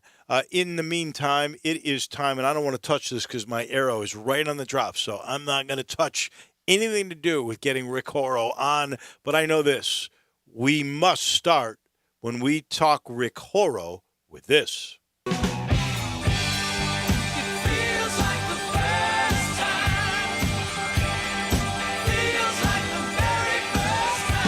So let my very first question for our professor of sports business from Harvard and from the NBC family of stations. Rick, when you go from 100% capacity to, let's say, 25% capacity or less. What happens with the secondary ticket market? Do those that have the tickets really hold on and make it impossible to have a secondary ticket market, or do we see even more steep upward price change? Before I answer that question, I got a question for you guys. I was listening to your beginning, and you were sponsored by a Hyundai company. So because I'm on for the quarter of the hour, do I get a ride front tire? What do I get? You get to ride with Dave when you come to town in it. But let me tell you, Rick, Dave knows no speed limits, and we got a great advertiser. They're great people, but I'm scared that Dave's going to rack up a bunch of speeding tickets. Well, Dave, based on the reputation of all you guys, I'm not sure any policeman that walks up to you is actually going to write a ticket. It's like walking up to a celebrity, man. It's like walking up to Penny Hardaway. No, it's not like walking up to It's not quite Hardaway. that. Rick, I can assure you it's not that. All right. Well, that's fine. All right. So back, less frivolity. By the way, I'm glad you guys do that. And I don't know if I just got lucky because I heard it today, but the kind of the COVID report with good news and hospital beds. More people around the country ought to do that stuff, really, because we're in a bit of a rut with numbers. The numbers glaze over. I mean, on the one hand, that's a lot of people who are still sick. Sure. On the other hand, that's right. We're actually improving in some ways, and those are really where the rubber hits the road. The hospital issues, not who's been tested and who hasn't been. So, good public service, and I'm glad you guys do that. But you guys do a lot of good stuff in the Memphis area, and so. Question. Yeah. So listen, every NFL team subscribe to the same policy relative to rollover and how they allocate. And it's, for example, I sit with the Dolphin Brain Trust, but I've had my tickets from the Joe Robbie days until, you guys, stole our guys. Toronto and Memphis ruined the undefeated Miami Dolphins. But that's another story for another day. Okay, Zonka kick Warfield, but yep. Who's counting? But my tickets have been in existence since '66, and so there is a rollover that's consistent with longevity. And it's easy for me to go back in the secondary market and say here are the tickets that are protected from any lottery because they're 4 of the first tickets ever issued. But the secondary market this year doesn't cut it. Nobody's. I don't think anybody's getting rich off the secondary market. I guess if there are 13,000 available seats for Miami and Jacksonville for their home openers, then you're going to get those seats, and then you're going to try to figure out how to put them on StubHub or RazorGator or somebody Razor, and then you're going to try to figure out how to do it. It's going to be very difficult this year. And we do know that those secondary market ticket organizations are going to take a big bath, largely because there is a significant supply and demand, but the teams are going to be very careful as to who they let in and how they contract trace. And just because you have a ticket in your hand, you're going to have to have access to the way you've purchased it and season ticket lines and how you're going to be contacted. So it's going to be very different this year, as we already know it is. It will be, and you sent us some great notes on the final numbers in from the Super Bowl down your way in South Florida last year, and almost $600 million in an economic boost to South Florida. It seems almost impossible that Tampa St. Pete will realize that type of economic impact. But by then, maybe we could have crowds in a real Super Bowl week in a real Radio Row. Maybe, Rick. Well, you care about the Radio Row. Most of us care about the economic impact, but I know I care about the parties. You care about the parties as well. I don't know. Were you at the kickoff media party this last year at the Port of Miami? I did not go to Miami last year. Someone else from our station, Eli Savoy, went. Oh, okay. Well, listen. The bottom line is it's a great opportunity for everybody. About $500 million of economic impact. You are correct. Tampa will be lucky enough just to host it. It will probably not have a lot of crowds, but look, you never know. The numbers down here in Florida are getting better as well, and we don't even know if the game's going to be on February 7th. Dirty little secret. I know that the NFL has a lot of flexibility built in case the unfathomable happens and you have a team that's gotten wiped out by positive tests. But so it may move. A lot of flexibility there. Tampa will take the game even without the crowds. The biggest stat of what I sent you, I think, which is interesting, is you realize the average worth of a person who comes down to Miami and gets access to the seats is about $400,000. So those people do business deals. They spend a lot of money. They stay in nice hotels. They stay and eat in restaurants. And that's the kind of crowd that the Super Bowl attracts, no pretenders. Well, if no one can go, though, is that what is the trickle-down effect of the economy and its impact then? Well, as can it you do said, half? Probably not, and it'll be a lot less. But the numbers, apples to apples, the $470 million economic impact and up to $500 million doesn't count awareness and mentions. Meaning, if Tampa will not have a lot of fans, guaranteed they'll have a lot of commercials on CBS. It's CBS's year, and that there's going to be a lot of discussion about come on down to Tampa Bay and have your next vacation at Tampa Bay and Sanibel and all of those places. So there will be side benefits that will show up after the quarantine and COVID is over, even if it's just an investment now. Again, big numbers, but different ways to show them. I think, you hit it on the head with that because, correct me if I'm wrong, Tampa had it for the first time whenever it was. Tampa was just a middling market at that time. After they got a Super Bowl, and that had nothing to do with the people really going, but they had all the beauty shots and saw all the good times. That is when it had its biggest population surge, came right after the first time they ever had a Super Bowl. So the impact that an event like that can have can really be amazing. Yes, and very well put. And it is kind of hard for all the naysayers when I'm, when I've been on the stump, and that's part of my world has been building and getting stadium financing and arena financing done on the backs of mega events, Super Bowls, Final Fours, national championships, all of that. And a lot of people will say, that's not jobs. It's not really big numbers. Well, it is, because it's quality of life, but it's also putting people on the map. If you remember the Super Bowl as well, it was one of the wide right Norwood games, and this was right after the Gulf War as well. And so this was a very, very important time in our nation's history. That was one of the things you remember about one of the Tampa Super Bowls. So it's obviously it's a big deal. And by the way, if Memphis ever got mega event, it would have to have a new stadium, but that's another discussion for another day. We're going to get a new stadium. We're going to get a new stadium one of these days. Rick Harrow, can Wingfoot, can Mamaroneck, can New York City, will they have any economic benefit this week from golf, or are we just playing golf? We're not just playing golf. We're buying stuff online. We're buying $72 polo shirts with the Wingfoot on it. And, it's about anywhere from a $10 to $20 million number that the USGA banks on. They're not going to get that number, but they're going to get a lot because people can buy merchandise prolifically. And if you don't think so, start watching tomorrow and see all the ads for the Wingfoot merchandise. You're going to see a lot of that, and hopefully people are going to be able to support it. And I would say if you really, really want to support golf, buy a lot of shirts for your significant others or soon-to-be significant others. And the markup from Wingfoot, that's just the cost of doing business. Pay it. Shut up and pay it. It is interesting to me, going back a step here to football for a second and really the political divide in the country. Your very first note was how Reuters did a poll, and it said that the divide has deepened in the last 4 years.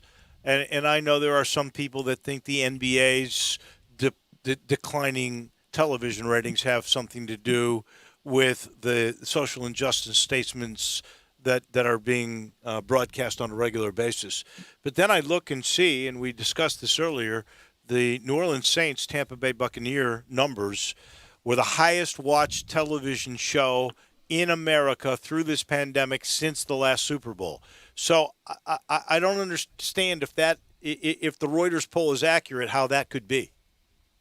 Well, the Reuters poll is accurate relative to people's preferences on whether you ought to be standing or not standing. The Reuters poll is very doesn't say a whole lot about whether or not people are going to be watching or not. I personally think there is a disconnect. I don't think there's significant. I haven't heard a lot of it where people say, I'm not interested in watching this stuff anymore because I care.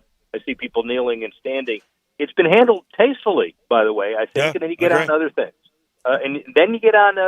And frankly, I think the biggest reduction in viewership is there is so much glut of quality sports programming live now. We've gone from not having any in March and April to having more than you could possibly imagine now. And I think that's the reason why the ratings have been down, if at all, not because there is some form of social protest relative to the games. Now, I might be wrong, but I'm never wrong. So there you go. And when that stadium is built in Memphis for that big event, it'll be called Horo Earhart. As long as I'm before Earhart.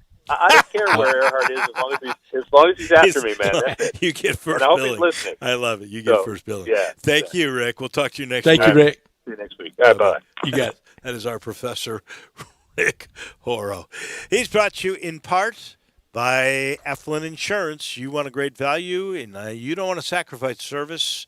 You want the right thing. I want you to think Eflin Insurance. And the entire Eflin Insurance team, Matt and all those professionals, they have access to 10 leading companies to find the right home and auto program that not only fits your needs, but your budget. And they do it always the right way. They sit you down, they find out what is really important to you, then they'll find out what your budget is, and they make it all work. If you need commercial insurance, his guys and his gals, they're ready with that too. They have virtually unlimited access to programs to protect small to mid-sized businesses. They do business and they do personal. And let's not forget life insurance. Eflin's got you covered there too with quotes from 15 well-respected companies. And with that kind of choice, you never wonder if you've gotten a good deal. You will be secure. They make sure. Call Grant, Andrew, or Heath right now at 901-386-4777. That's 901-386-GRR, G-R-R-R, 4777. They're big Tiger fans. To make sure you get protected the right way. That's the number for the Eflin Insurance Group. Back in a minute, we'll make our picks on South Carolina in the SEC. That comes your way next. Spend your lunch with Greg Gaston and Eli Savoy on Sports 56 Middays, delivered by FedEx. Weekdays from 10 to 1 on Sports 56, 96.1 and 87.7. Farmers Insurance knows that when you're in the car and that song comes on, yes, that's the one, you have no choice but to pull out your imaginary drumsticks and smash those cymbals and stomp on that kick pedal, which unfortunately is the accelerator pedal. And we covered it. Talk to a farmer's agent who knows a thing or two because they've seen a thing or two. Call Chad Gatlin at 901-235-1176 or get a fast quote at memphisfarmers.com. We are farmers. Bum, bum, bum, bum, bum, bum. Underwritten by Farmers Truck Fire Insurance Exchanges and Affiliates. Products not available in every state. I'm Siniqua Martin Green, and when my mother was diagnosed with cancer, our world changed forever. This experience made me so passionate about spreading awareness of treatment options, including clinical trials. I'm joining Stand Up to Cancer to get information to those who have been diagnosed with cancer and their loved ones. Clinical trials introduce new hope for patients, providing access to cutting-edge new treatments. Talk to your doctor to see if a clinical trial may be the best choice for you or a loved one. To learn more, visit standuptocancer.org/clinical trials today. Furnished by Stand Up to Cancer.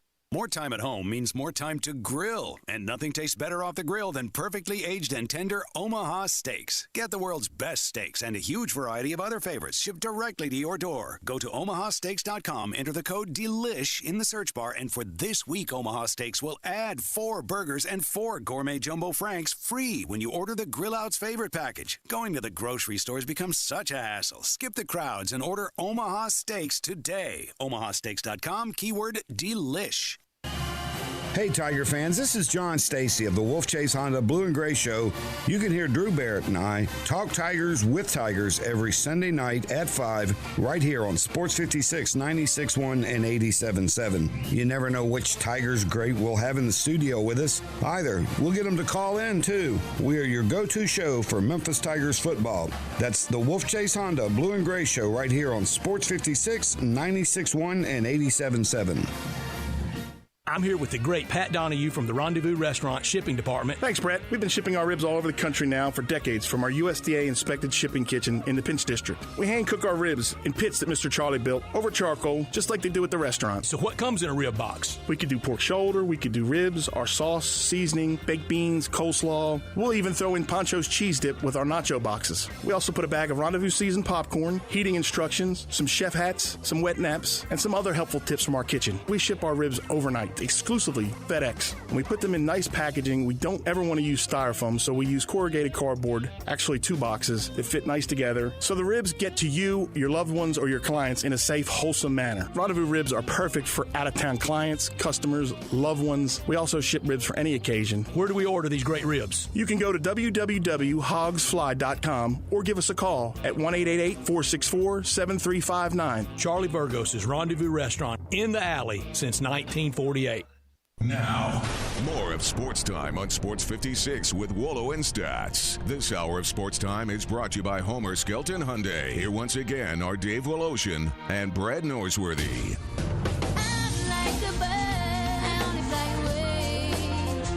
Final portion, hour number 2. And there is some disturbing news breaking right now from the Shelby County Health Department, which says there are 46 active COVID-19 cases in the Memphis Athletic Department, including 42 related to the football program. So if that is right now, and that is new, 42 to the football team, and we're talking, today is Wednesday, and you're supposed to play basically 9 days from now, Friday, in San Antonio. That makes that difficult, doesn't it? I don't know the answer to that. I don't know. I'm asking it out loud. I don't know the answer. I don't either. We'll wait and see. But that is the news coming out from the Shelby County Health Department, breaking it on the U of M Athletic Department and the football team. In the meantime, we are making our picks on an SEC football season that will begin on September the 26th. So that is still 10 days away from now. And you want to go South Carolina this week, right? South Carolina today, they are a 3.5-point underdog at home on opening day next Saturday night. That is the feature SEC net game. I have South Carolina losing to Tennessee at home, and Will Muschamp firmly on the hot seat. He loses at Florida, his former job. And as I said when he was hired at South Carolina, how are you going to win at South Carolina when you didn't win at Florida? But he beats Vandy. He's 1-2. He loses to Auburn. He loses at LSU. He's 1-4. He loses at home to Texas A&M. He's 1-5.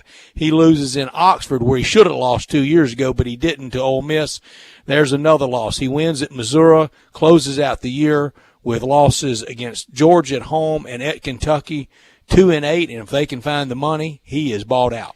I have it somewhat similar. I have him beating Tennessee, first game of the year. At home, I am losing at Florida, losing at Vandy, losing to Auburn, losing at LSU, beating A&M. You have South Carolina losing to Vandy. Yes, I do. I remember. It was down between Ole Miss and South Carolina. I got you. So I have them losing to beating A&M, losing at Ole Miss, beating Missouri, losing to Georgia and Kentucky. I had them losing at Auburn. So I've got them 3-7. So I just have them one more win than you do. Yeah. Drew, real quick. Between the last 2 days, I've spent more time arguing with myself over the Ole Miss matchup than any of the other 9 games between Vandy and South Carolina. But I'm going to go 2-8. Just going to give my wins. I got a win opening weekend at home against Tennessee, and then they win at home November 21st against Missouri, 2-8. Okay, so the only difference that we have is I've got them beating A&M at home. Would South Carolina hire Hugh Freeze? I have no idea. I say yes. I would say who else is available, 1. 2, what does he do this year at Liberty? That could be important. You did have an idea. What? You did have an idea. You're laying out a good case. Yeah. Well, I think you'd have to wait and see what happens this year and the other availabilities. Here's the question. I mean, look, they've had Lou Holtz. They've had South Carolina. They've had Steve Spurrier. Yeah, Steve Spurrier. They've had some pretty good names there that have never totally been able to really Spurrier went do to it. SEC championship game. Yeah, he did. That's moving a mountain in South Carolina. That's pretty good. That's pretty good. Yeah, that's real good. I give you that. But it's a hard job. It's a hard job. It's a real hard. It's a real hard job. You got Georgia. You got Clemson, and you got to play Clemson, and you got to play Tennessee, and Tennessee may be on the upswing. And I think they'll want offense over defense next time. That's why I asked about Coach Hugh Freeze. Well, he definitely can coach offense. I don't think there's any question about that. And that is 2 hours in the books. When we come back, one of the good guys in the business, that is Craig Way, voice of the Texas Longhorns. He's coming your way right around the corner. Looking for a great place to deposit your money? Try First Bank. Competitive CD rates, a money market that moves with Wall Street prime and interest-bearing checking account options. Not to mention their friendly bankers who make decisions locally. To find out more, stop by one of First Bank's 3 local branches. 6482 Poplar Avenue, just east of International Paper. 8398 Highway 64 across from Wolf Chase. And 6280 Highway 64 in Oakland. Or visit firstbankonline.com. Member FDIC. At Fisher Investments, we do things differently, and other money managers don't understand why. Because our way works great for us. But it may not work for your clients. That's why Fisher Investments is a fiduciary, obligated to put clients first. It's the highest standard for a financial advisor. So, what do you provide? Cookie-cutter portfolios like the rest of us? No cookie-cutter portfolios here. Fisher Investments tailors portfolios to meet each client's goals and needs. But you do sell investments that earn you high commissions, right? And make commissions when you make trades for your clients? No, Fisher Investments doesn't sell any commission investment products, and we never earn commissions on trades. So what's in it for you? Fisher Investments fees are structured so we do better when our clients do better. When it comes to helping clients achieve a comfortable retirement, we're clearly different. Visit FisherInvestments.com to find out why investors like you switch to us. Fisher Investments, clearly different money management. Investments in securities involve the risk of loss. I'm John Conway with Conway Services. When was the last time you had your air conditioning system tuned up? What about your heating system safety check? Good news, you can get both at the same time this month. Call Conway Services for our 16-point Energy Saver Super Tune-Up on your air conditioning system for only $69. We'll remove years of dirt, grime, and leaves from your air conditioning system. It's like taking your air conditioner to a car wash, all for only $69. And we'll include a heating system safety check at no charge. That's right, Conway Services 16-point Energy Saver Super Tune-Up for only $69, and we'll include a heating system safety check at no charge, making sure your heating system is ready for this winter. If that's not enough, we'll include a carbon monoxide test, all for only $69. So call Conway Services, the Mid-South's premier heating, cooling, plumbing, and electric service company at 384-3511. And call this week, and we'll perform your super tune-up for only $57 with a free heating system safety check. Call 384-3511. Conway Services. Call Conway today.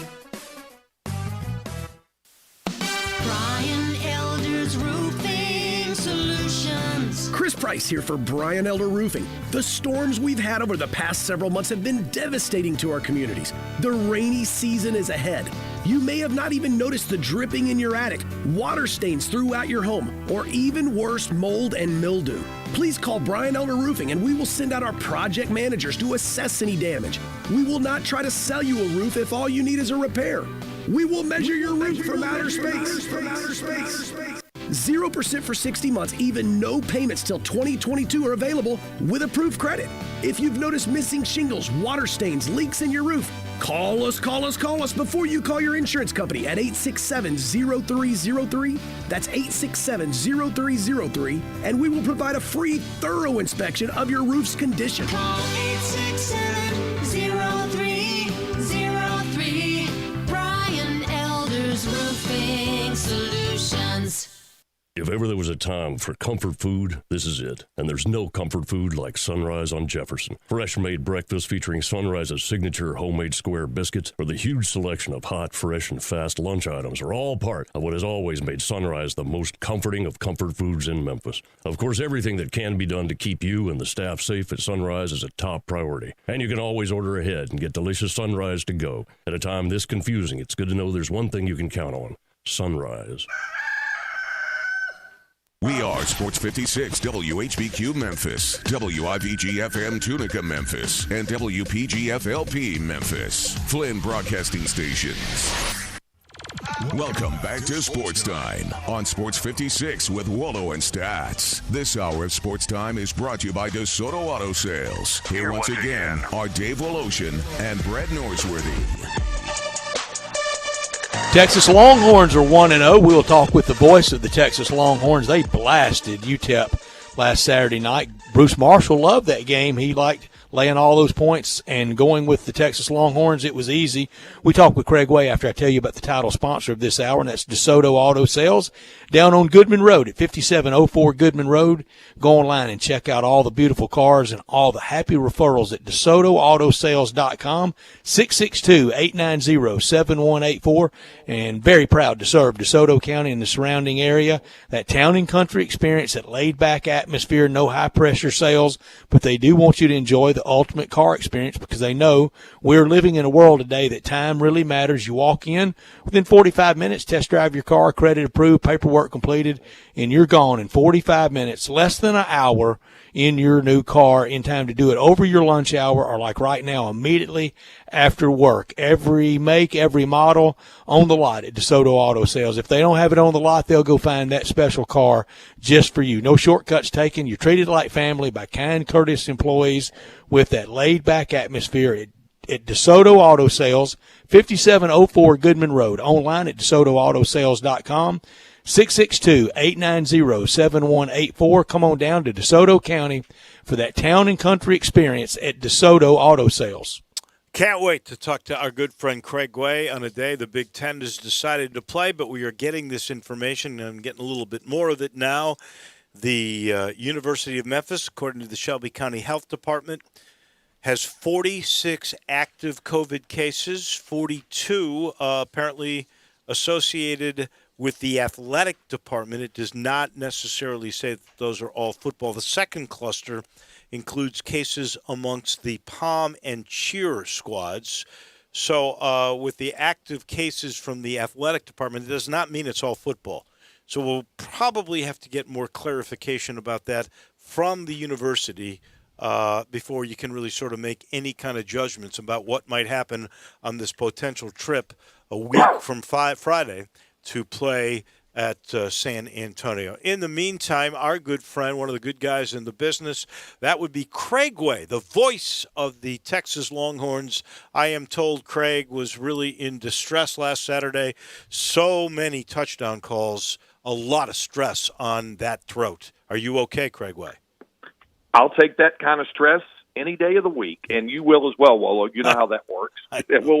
We'll be happy with that for sure. I know you will be. Texas Tech, 75 cases, they said, 69 recoveries. That game is on the docket next for the Longhorns. Do you think that game will get played? Who knows in this day and age, right? But the indications that we're getting are that it's still all systems go because, like you said, out of the 75 cases, they're saying that 69 are recovered, still 6 active cases with it. You know, one of the things is that in this day and time that we're all living in and trying to get through this dystopia without a manual is the whole deal about, you know, when are what number is the amount of cases where it's too much to play a football game? And the Big 12 does have that kind of manual about the 53-man roster, as we know, about what NCAA schools want to do. And the Big 12 is like, hey, we're going to have this like an NFL-style roster, and you have to have, X amount of guys available and all that sort of thing.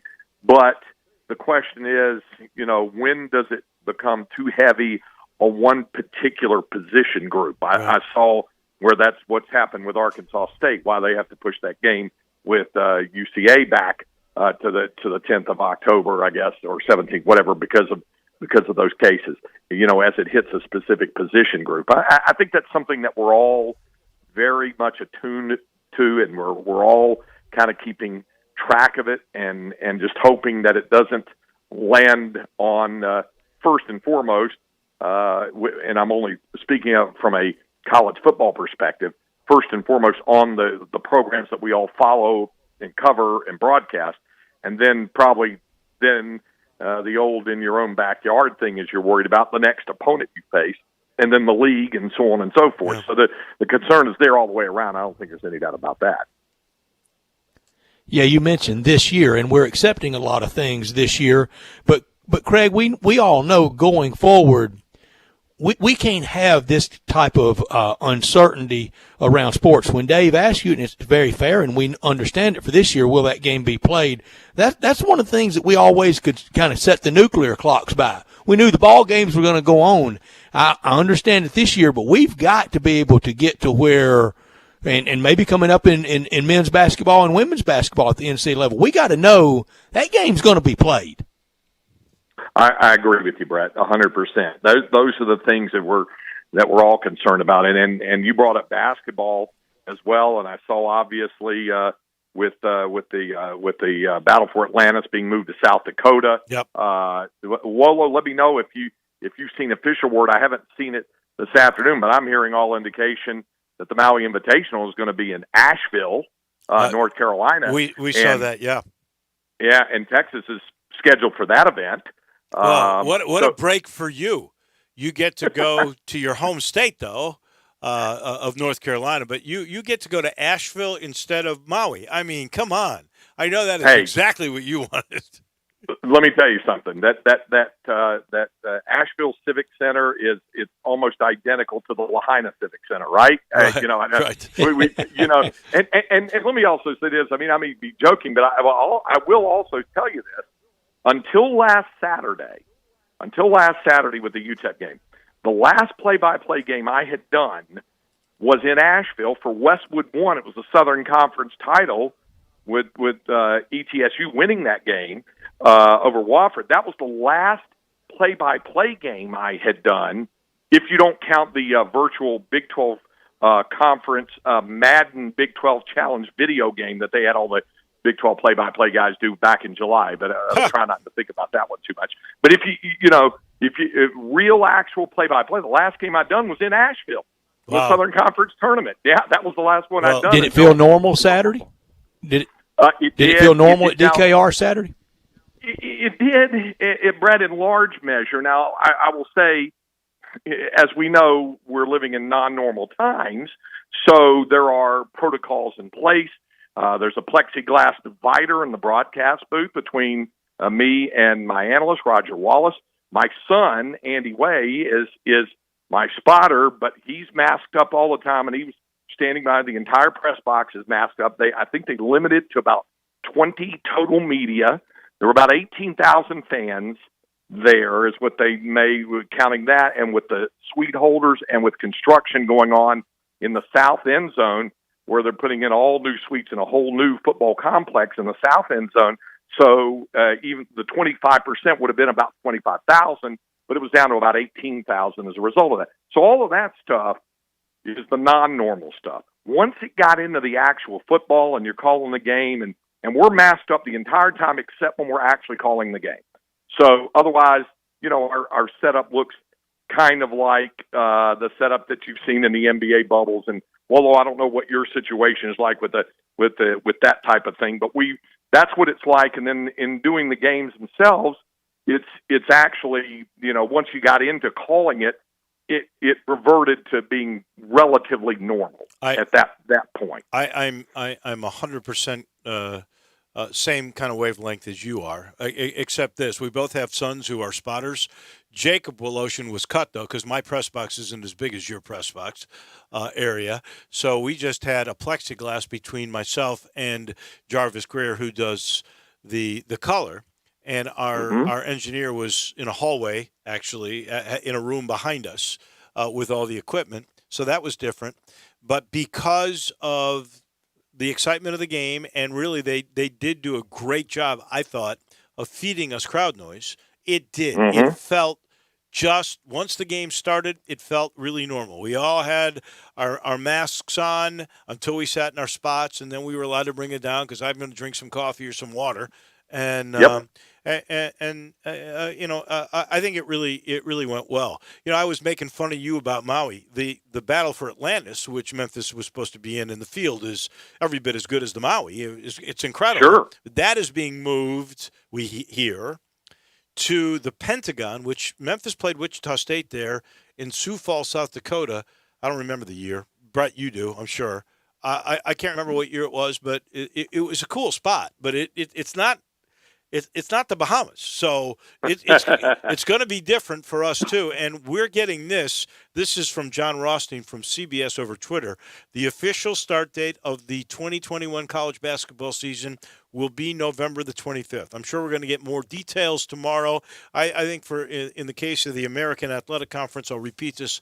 I thought I said it a little earlier. I do think there will be 20 conference games, 4 non-conference games, with an additional 3 if you're tied to a tournament like Texas is and like Memphis is. So there should be 27 basketball games if all goes as planned.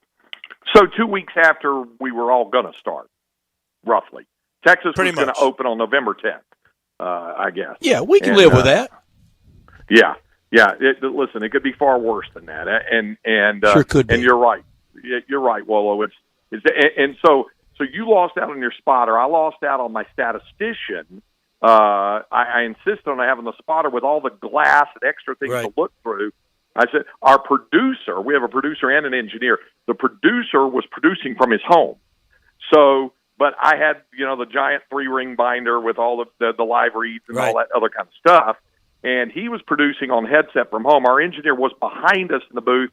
And so it was like that. So you're right. We all adjust, and we'll adjust with basketball, as well, whatever that normal needs to be, with regard to that. But November 10th to November 25th, it could be far worse than that. That's for sure. Yeah, absolutely. Craig, could Sam Ehlinger win the Heisman Trophy? Well, if he keeps playing like that, I mean, he's got a shot. But as we know, most everybody else isn't going to be like UTEP. That's for sure.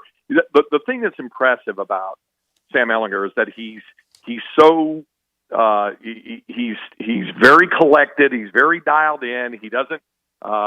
He's a guy who can be as vocal as he needs to be, but also knows when to back off a little bit and just let his play speak for it. We had an interesting, and you know how this works. You guys know how this works these days. When you're doing interviews with student athletes, it's going to be by Zoom, obviously. So we had one with wide receiver Joshua Moore. He's the one who scored on the first play from scrimmage, 78-yard touchdown pass the other night, mainly catch and run. He, really talented kid, 2 years ago as a freshman, had a big touchdown catch against USC, and then broke his collarbone and he missed about half of that season. And then he was implicated in the off season of last year in a drug charge, a gun charge, a weapons thing. So the charges were ultimately dropped, but he was suspended from playing in any games. Now, Tom Herman told him, if you really think you're committed to this team, we're about to find out. And so he went through the ringer in terms of having to practice with scout team and do all that grunt work and everything, and did not see the field in any game. And went through it all. They reinstated him, comes back, boom, touchdown pass, wound up 6 catches, 127 yards. So we Zoomed with him the other day, and he was a kid that was just, he said, every game that I didn't get to play last year, I cried. I watched, I cried. He goes, I realized how I almost threw it all away. He said, and Coach Herman, he goes, he didn't have to keep me. He didn't have to. So we find out a lot of these stories and things, but we're finding them out differently through Zoom. But he said in there, Brett, to your point, he said, yeah, Coach Herman was great to me. He said, but I got to tell you, one of the other people that kept me going was Sam Ehlinger. He said, Sam would talk to me and would just tell me, hey, look, you keep working. You've got tools. You got skills. You're going to have to get through this. And if you get through this, you're going to be better for it, and we're going to be better as a football team for it. And so he said he's grateful to Sam for what he's done. And that's the kind of leadership skill that Ellinger has. And I think that if he's sharp enough and smart enough and talented enough, I think where he can be in the conversation depending on how the season unfolds. I thought his freshman year, I couldn't wait to see his sophomore year. I thought, oh, my goodness, this kid is going to be great. Is it fair to say he had a sophomore slump? Oh, yeah. Well, it did. I mean, and he had some mistakes even when he was learning as a freshman. Remember with the thing against Oklahoma State here they are in overtime, and at the very least you kick the field goal and get it to the second overtime. And he tried to force a ball into the end zone on third down and gets it picked off. Had a couple other, no mistakes where it went like that. And by his own admission, did that and did so as a sophomore as well. No question about it. But the second half of his sophomore season is when it took off through the bowl game and the win over Georgia. And then last year, I'd say it's safe to say he might have taken a little bit of a step back, but the entire team took a step back. He still threw. I think it was 32 touchdowns to I think it was 10 interceptions and threw for 3,600 yards, and he ran for over 600 more last year as a junior, even in a year where Texas won 8 ball games. So he's been through some of the battles, and he also knows what the environment is like in Austin. I mean, he's a local product. He went to Westlake High School, and he knows what it's like around here, and he knows what's expected of the football program. So, but he always wanted it. He embraced it, and he's living it, and he's really matured and progressed throughout the course of his collegiate career. When you look at the Big 12, obviously Oklahoma, anybody else that you think could end up being a playoff team this year? And everything changes now that the Big Ten's back in the picture, right? Right, yeah. You just want to make sure that none of the Big 12 teams play any more Sun Belt teams, you know? I mean, it was 0-3 against the Fun Belt last week. You know, Kansas losing for the second year in a row to Coastal Carolina at home. Louisiana, they knew was going to give Iowa State a tough game, but Iowa State just did not look real good in that game. And Arkansas State played well enough and hung around and gave themselves a chance to win in Manhattan over Kansas State. That was impressive to do that. They really and truly, I think that they're saying that probably that other than, Oklahoma is clearly the favorite until they're beaten. They're the 5-time defending conference champion. And it did nothing to change that opinion. And Spencer Rattler looked great in his start last week for them. Oklahoma State is the other team that's mentioned right there with them, that with Texas that could be a contender for that. And we'll see what it's like for a couple other teams that hope to have good aspirations. But TCU has struggled talking about the programs with COVID cases, and they couldn't play SMU because of that. And then and they don't have a quarterback right now. So they're literally almost without any quarterbacks right now because of COVID cases and injuries. So that may factor into it. And then Baylor just got gutted by graduation, but they do have some talent. And then of course they have Dave Aranda coming up from LSU to coach him. So we'll see how all that goes. But probably Oklahoma, Texas, and Oklahoma State, I think, would be the 3 main contenders for the conference title.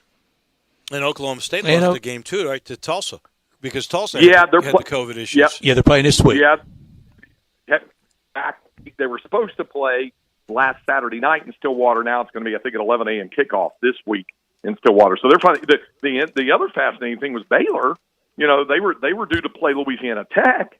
And then, of course, La Tech has to bow out of the game, and you felt really bad for them because they'd gone all the way through August without any COVID cases, and then the hurricane comes through, and as they said, they had a lot of kids living with they had family members coming up from the Gulf living with some of the kids, and they had to find it. Power was out in Ruston for 3 days, which is not unusual in Ruston at other times of the year, but certainly because of the because of the hurricane. So anyway, they had that sort of thing. People were getting together, and they wind up with what was 38 COVID cases, so they couldn't play the game. Right. And you felt really bad for Baylor. What they do in 72 hours, they get it turned around and cobble together a matchup to play Houston this Saturday. Thanks. So they're going to play Houston this Saturday in Waco. So that worked out for both of those teams. Yeah. Houston lost out on their opponent. That Memphis was trying to be very generous to to Houston in that regard. Yeah, Craig. Yeah, I understand that. It's a crazy year. There's just no way around it, and these are all instances of that. But we're going to muddle through it. We always do, don't we? And we'll be talking to you a lot more often, I hope. Looking forward to it, and we'll touch base on down the road, and we'll compare more football notes, and then we'll obviously compare some basketball notes too. Yes, sir. I certainly hope that is the case. Thank you, my friend. We appreciate it as always. Well, Brett, great to visit with you as always. Bye-bye. You got it. Thank you, Craig. And Dave, he's right about Baylor. I think this is the third different opening game for Baylor, and I know this is the third proposed schedule for the Big Ten. So, 2020, man. Well, who said it yesterday? I can't remember, but it takes 5-10 years to schedule an opponent. But we've been able in the pandemic to do it in an hour, like Houston and Baylor. Crazy stuff. This portion of the show brought to you by James Davis. And I want you to get by the James Davis Men's Store in the Laurelwood Shopping Center while they still have merchandise for 70 to 80% off. The clearance sale has been going on for a few weeks now, so they are definitely down in some of the quantity, never the quality. And there are still really nice selections of sports coats and sports shirts, and that's what makes you look good for your next Zoom call, like brands that are really something. You don't usually get 70 to 80% off on Peter Millar and Stenstrom and Mac 5 Pocket and Brax. 70 to 80% off. Yeah, you heard me right, at James Davis Men's Store. And, of course, it's the only place you can find my favorite thing, the custom shirt system from Stant. Actually, it's a custom system because they're doing pants now, too. This is where you go in, you get 3 measurements fed into a computer, and the algorithm comes out with the best-fitting shirt you have ever put on. Same thing with pants now. $98 for a shirt, and you get it a week later. Pants, it's $168. The only place in town to get that is the James Davis Men's Store in the Laurelwood Shopping Center, and it's the place to get 70 to 80% off right now during the clearance sale. So it's official. According to John Rothstein, it'll all be unveiled tomorrow, I guess. November 25th, we've got basketball. So we are getting through this pandemic. We've got college football, even though Memphis does not have a game this weekend. And we are going to have basketball on November the 25th. Now, I don't know about crowds because I don't either, and I have no hope. But inside Dave, it's not makes anything it even tougher. It does. It's not anything that we prefer. But, again, compared to April and May, I'll take all of this. It's not what I prefer. I'm ready to get back. I want to be at the ballpark, but I accept this. Well, we have no choice, really. We sort of have to accept this. It may all be TV this year, Look, we just had, I mentioned a little earlier, now we had a new vaccine in the works, 173 total, 3 in final stages. We're going to have something probably by the election, but hopefully by the end of the year, and then it's just about mass distribution. And you know what? By the Final Four, maybe we've got the ability to hold it in a place where people can come. Wouldn't that be something? It would be. It'd be great. It would be.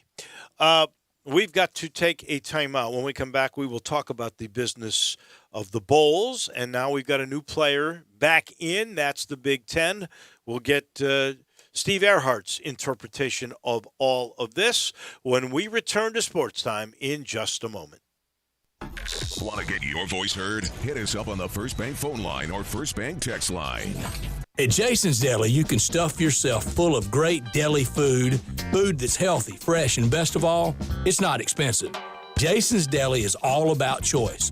Whether you're looking for a gluten-free menu, vegetarian sandwiches, healthy kids' meals, or if you'd like to invent your sandwich via the build-your-own selections, Jason's Deli has you covered. And they only use fresh, wholesome ingredients. Choose from the club and specialty sandwiches, paninis, wraps, soups, salads, pastas, and much more. I love the cleanliness in the restaurant, the hospitality, and of course the cost. They have a huge salad bar and great soups, including Southwest chicken chili, fire-roasted tortilla, organic vegetable, tomato basil, and many, many more. And if you're planning an event, their catering department is fantastic and can handle any size party. Go check out Jason's Deli's 4 locations. On Ridgeway in the Park Place Center, that's my favorite, on Germantown Parkway in Cordova, at Poplar and Highland, and on Goodman Road in Olive Branch. What do you want a da-da-da? What do you want a da-da-da? I have not a da what a da-da-da. We could switch to Progressa da. Oh, yeah? We could switch to Progressa and sa.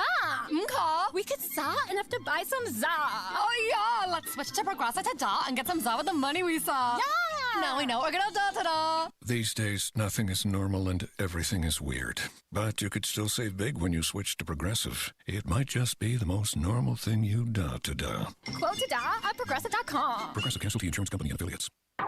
Get your gun, Nelly, and saddle up Penelope. It's Western Trading Days at Sunrise Buick GMC. Old-time trading prices on over 800 new Buicks and GMCs, and the Sunrise Used Car Corral has over 150 in stock. Sunrise has rustled up a good-looking herd of cars and trucks under $99.95. Ranch managers have been told to cut prices to the bone. If you're a good person with bad credit, SunriseMemphis.com will help put your brand on one of these little fillies. Come on in and save some money during Western Trading Days at Sunrise, Covington Pike, Wolf Chase, and Collierville. Cars cost less at Sunrise, partner.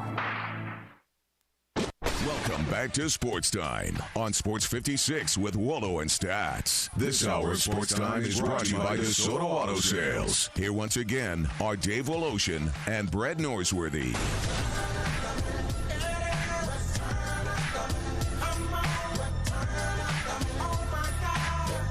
We welcome you back into the beautiful Family Leisure Studios. I'll let you know this portion of the show is brought to you by Supercuts. Supercuts are open. You know this is a family business. It's owned by the Czech family. They came here 30 years ago, and they have really built a great business, and they thank all of this community. And nothing's more important to them than the health of this community and, of course, the safety of their team. And all the Supercuts in Memphis are now open. They are open with what they call the Safe Salon Commitment in place. All of their stores are open with this pledge. It's a Safe Salon Commitment. It was developed in partnership with the top infectious disease doctors, and that's intended to maximize safety and sanitization in all the salons. And that means basically when you're ready, and most of you are now, they're ready. They're already open. They've been cutting everybody's hair for a while now, and they would love to see you. You can learn more about that Safe Salon Commitment and prepare for your visit just by going to supercuts.com. So we mentioned we're getting more and more news. Andy Katz now stating that the original report is correct, November 25th. Start of practice will be October 14th. Max number of basketball games reduced by 4. It's 27, so we had that right. Minimum number of games would be 13. There's no scrimmages, no exhibitions. The recommendation is for a minimum of 4 non-conference, but of course you'll get the 3 extra if you're part of a tournament the way that Memphis is. Kind of old school scheduling, Dave. Yeah. I mean, real old for us. I mean, we remember it well. Oh, yeah. When you played 26 and you started on October 15th. Yep. That's when Midnight Madness was. Yep. Your 27th was your very first conference game, right? Isn't that the way it was? Yeah, around Thanksgiving. Right. All right, let's turn our attention to the business of bowls. We'll be bringing the Big Cheese, the head honcho of the AutoZone Liberty Bowl. That would be Steve Earhart. Steve, let's start with the Big Ten decision today. This is new. 8 games plus 1. So the top 2 teams will play each other for the championship, and I guess those of equal record will play each other to try to help each other get into better positions for bowl games or postseason of some kind.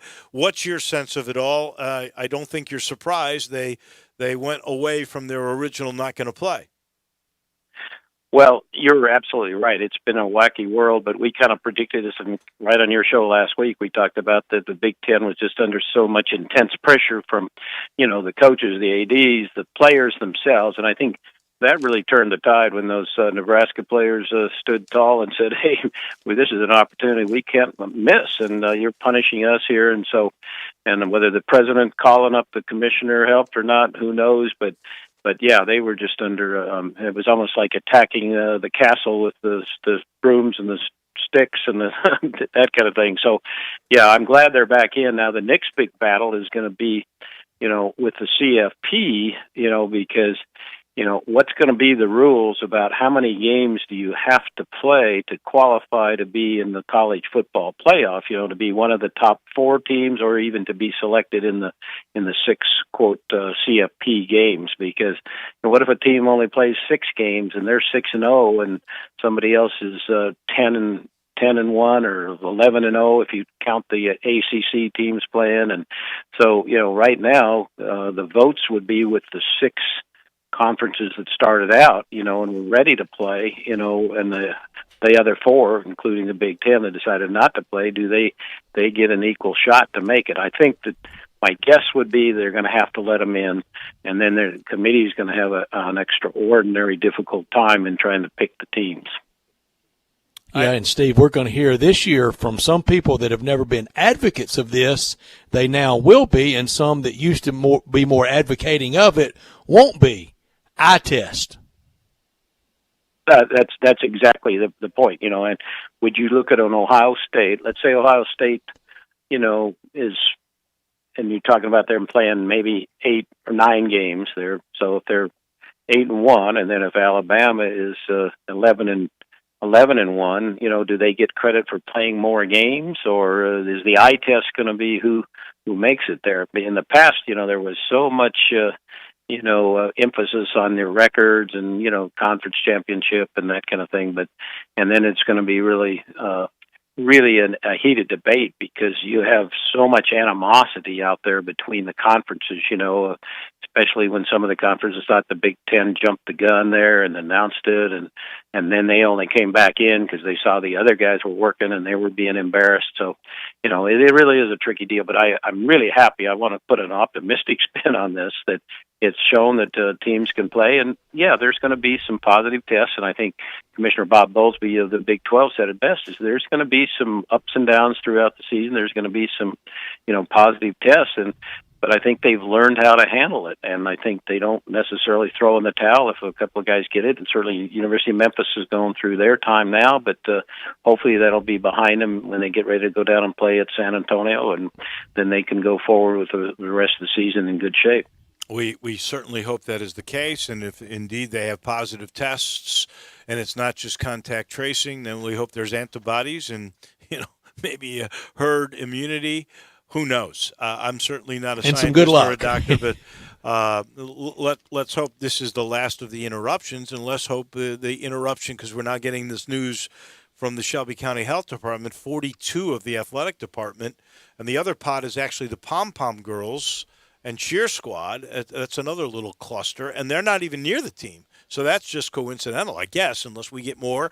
And we'll probably hear from the school, I would guess, in the next 24 hours as to exactly what is going on. But let's hope that's the case. Here's what I would love to know is you have talked a lot about, well, you might get, let's just say an Ole Miss team that's got 3 wins. They're 3-7, and I'm making that up. I hope they're much better, 3-7.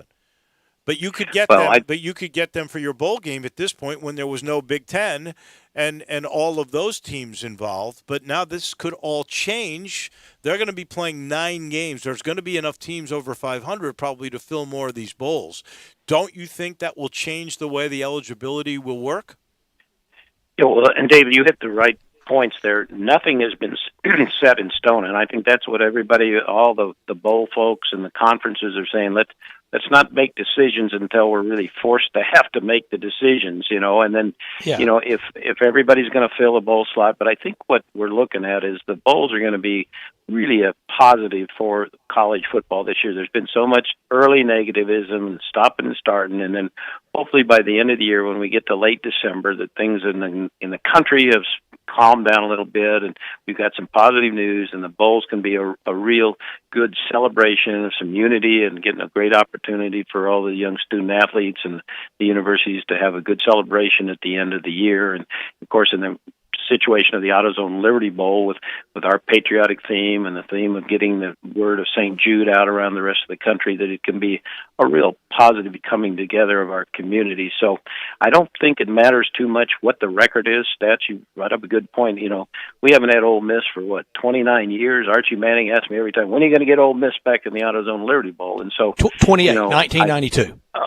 Okay, 28. Excuse me. I was close there, Stats. But so I think what will happen is that it'll be the name brand of the university, and certainly Ole Miss has a great name brand. And if we get them back here after 28 years and bring back some of the great players and have a really good celebration, I don't think it's going to matter whether they have 3, 4, 5, 6 wins. You know, I think in the past years everybody was struggling, but when you get ready to kick it off, not many people worry was somebody 6-6 or 7-5, but what's the quality of the institution? What's the following? And certainly, whether it's Ole Miss or Mississippi State or could Arkansas break through? I mean, these are the kind of universities that we'd love to have in the game, no matter what their record is.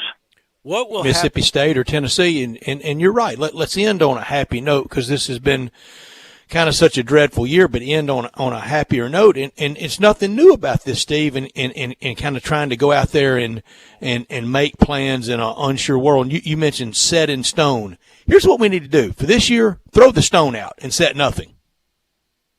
And that's what everybody is talking about, and it's been so up and down. A buddy of mine who used to work with us together, who runs the Outback Bowl down in Tampa. I mean, he's been so down in the dumps for the 5 weeks that the Big Ten was out. What is he going to do? Is he going to bring a substitute team in from another conference? And because they have the SEC versus the Big Ten, a great bowl game down there, and now all of a sudden it's turned around here, and so that's what everybody is being, I guess, as we would call, as Dave Woloshin, he's hostile, mobile, and agile. That's what we got to be this year. And just as you said, that's a great way of saying it. A great positive, situation, a great way to end the year and bring a good cap to the a very difficult, college football year. But I think if we end up on a real positive note, that's great for everybody in the country. What happens with the Big 12 in all this? They've said they're not going to be able to get anything going till November. The Big 12? Pac-12. The Pac-12. Oh, Pac-12. If I said Big 12, I apologize. Yeah, you said Big. No, the Big 12 is fine. They're moving ahead now. They got their tails kicked last week by the Fun Belt Conference, but that's okay. I mean, and I want to, before I forget, a shout out to Lincoln Perry, the young man from Houston High School who played against the Tigers for Arkansas State in that first game. And he had a couple of flashes of brilliance. Remember, he had that heart procedure done in late August. Played in our AutoZone Libertyville high school game just last December, and had that heart procedure in August, and then he had that 58-yard run to spark Arkansas State to their upset win over Iowa State. Or was it Kansas State? I can't remember who beat who, but I guess it was. And the young man, Iowa State, right? It was Kansas State. Kansas State. Louisiana Lafayette beat Arkansas. Iowa State. That's right. Arkansas State beat Kansas State. Coastal Carolina beat Kansas.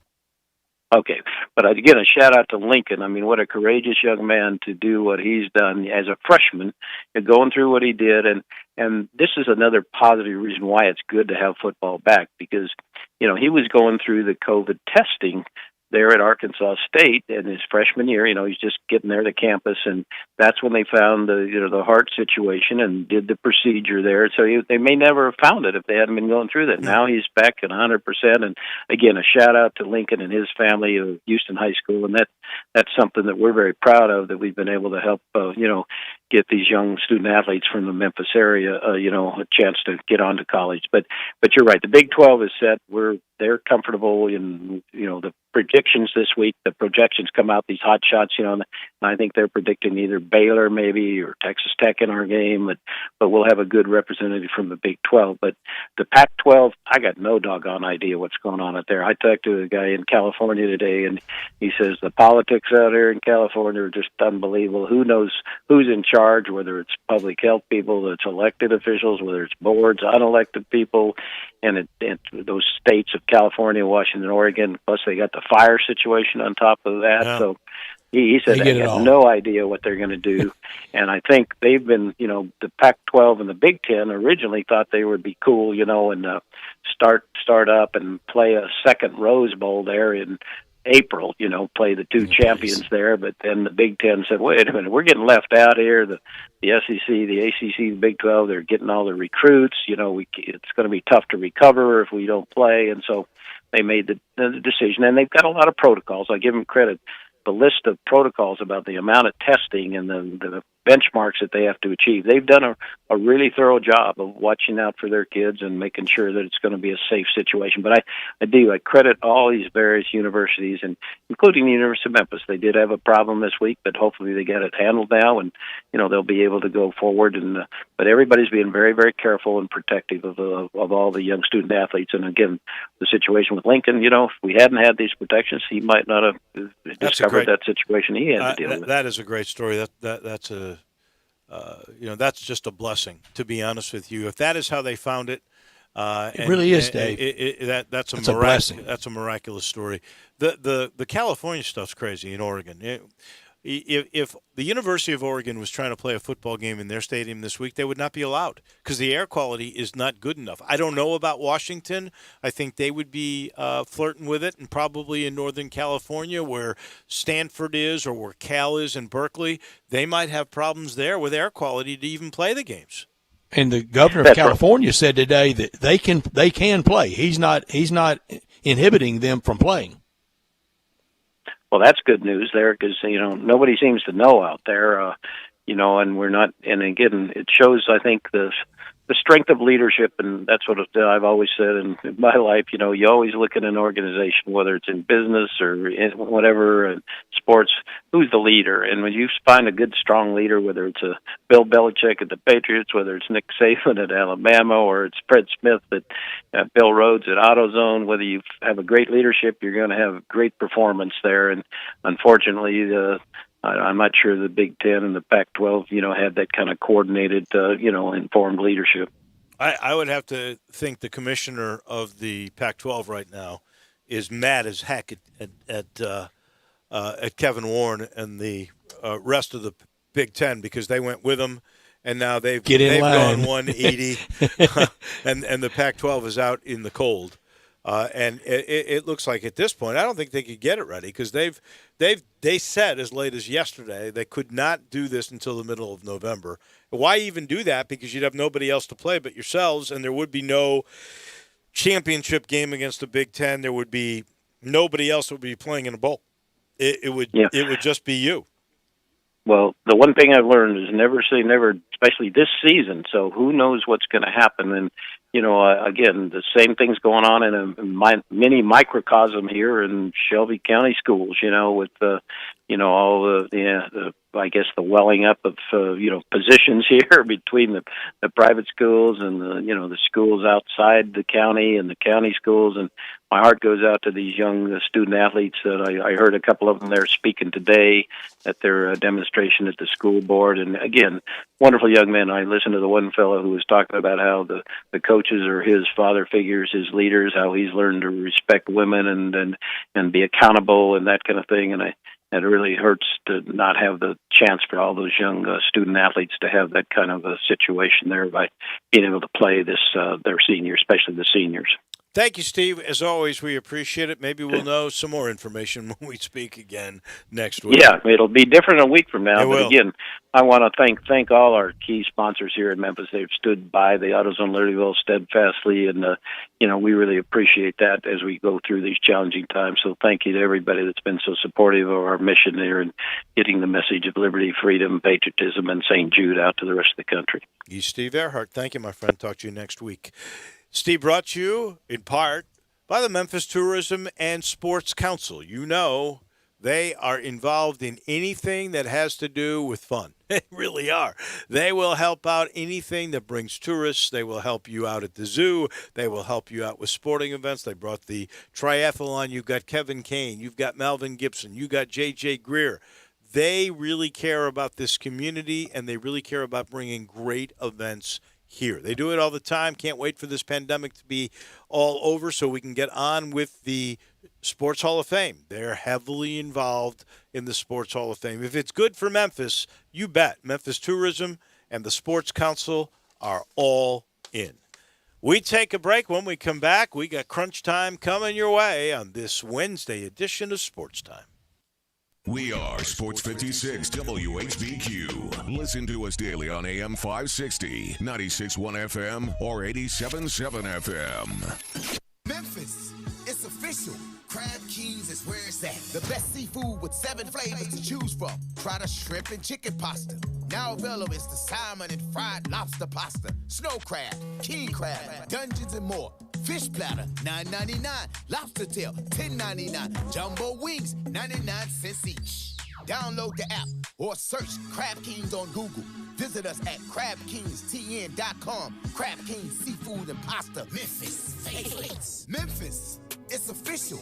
Crab Kings is where it's at. The best seafood with 7 flavors to choose from. Try the shrimp and chicken pasta. Now available is the salmon and fried lobster pasta. Snow crab, king crab, dungeons and more. Fish platter, $9.99. Lobster tail, $10.99. Jumbo wings, 99 cents each. Download the app or search Crab Kings on Google. Visit us at crabkingstn.com. Crab Kings Seafood and Pasta. Memphis favorites. Hi, this is Troy Five-Ash, owner of Five-Ash Roof Services. You've heard me talk about how we offer the best products, the best warranties, and the best services for years. Now let's talk about pricing. Pricing should never be the only reason you hire a contractor, but in today's world, pricing is always a consideration. So we suggest you get 2 or 3 estimates for your roof replacement from a reputable, licensed, and insured company, and then give us a call. If we can't beat your best price for a comparable roof system by more than $100, we'll give you $100. It's that simple. We are so sure we can offer you the best price, beating all other qualified companies, we will hand you $100 if we can't, and thank you for the opportunity. So give us a call. What's the worst thing that's going to happen? Make $100? Five-Ash Roof Services, a proud supporter of Tiger Athletics and the official roofer of the Tigers home team. Five-Ash Roof Services, fair, honest, and ethical. 367-0050 or memphisroofer.com. Five-Ash Roofing, it's what we do. We're here for you. Get in the zone, AutoZone. Welcome to AutoZone. What are you working on today? Time to clean your car? We've got what you need. Our $25 premium car wash bucket deal has everything to keep your ride looking great inside and out. From McGuire's Gold Class Car Wash to interior detailer cleaner. And you can get it fast your way with our free same-day pickup, in-store, or curbside. Getting the job done just got easier. Restrictions at AutoZone.com. Get in the zone, AutoZone. Golfers, want to know how to fix your slice? Then come to Edwin Watts Golf Shop and check out Callaway's brand new Big Bertha B21 family. The Big Bertha irons have been engineered with AI technology for fast ball speeds and amazing forgiveness. And the all-new Big Bertha woods are made for distance. And the large Big Bertha head is specifically engineered with internal drop bias weighting to help improve your launch angles and promote a straighter, longer ball flight. Come into Edwin Watts Golf Shops to get custom fit for the new Callaway Big Bertha B21 family today. Edwin Watts Golf Shops, home of the 90-day satisfaction guarantee. Welcome back to Sports Time on Sports 56 with Waldo and Stats. This hour of Sports Time is brought to you by DeSoto Auto Sales. Here once again are Dave Wolosian and Brad Norsworthy. Come on, Muhammad, we hit fame. We beat you with the deal, we get in fame. Crunch Time coming your way in a minute. This portion of the show brought to you by Homer Skelton Hyundai. I've got myself a new car with technology that just seems like it's right out of the Jetsons. So safe, you know, Hyundai tied for the most number of top safety pick vehicles in 2020. But it's all the other performance technology that makes you just absolutely marvel. I mean, there's so much interesting stuff in my new Sonata 2021. You would not believe it. And you always get this. You always get a limited lifetime powertrain warranty up to 100,000 miles with every new Hyundai and every new Genesis. And now you're getting a 3-year, 36,000-mile maintenance package on every car. They believe in their product. They believe in service for you, too. They make the price right. They definitely take the time to explain everything to you. and they make sure you're like family. They've been together, most of these guys, 13 or 14 years. They love the building. They love serving you. Go see what I'm talking about. See why I think they set the standard for the way car business should be done. Get on Lamar. It's Highway 78 in Memphis, in Mississippi, the very first exit in Mississippi. That's Craft Road. Turn left. You're there. You're at the place you want to be. You're at Homer Skelton Hyundai. It's crunch time.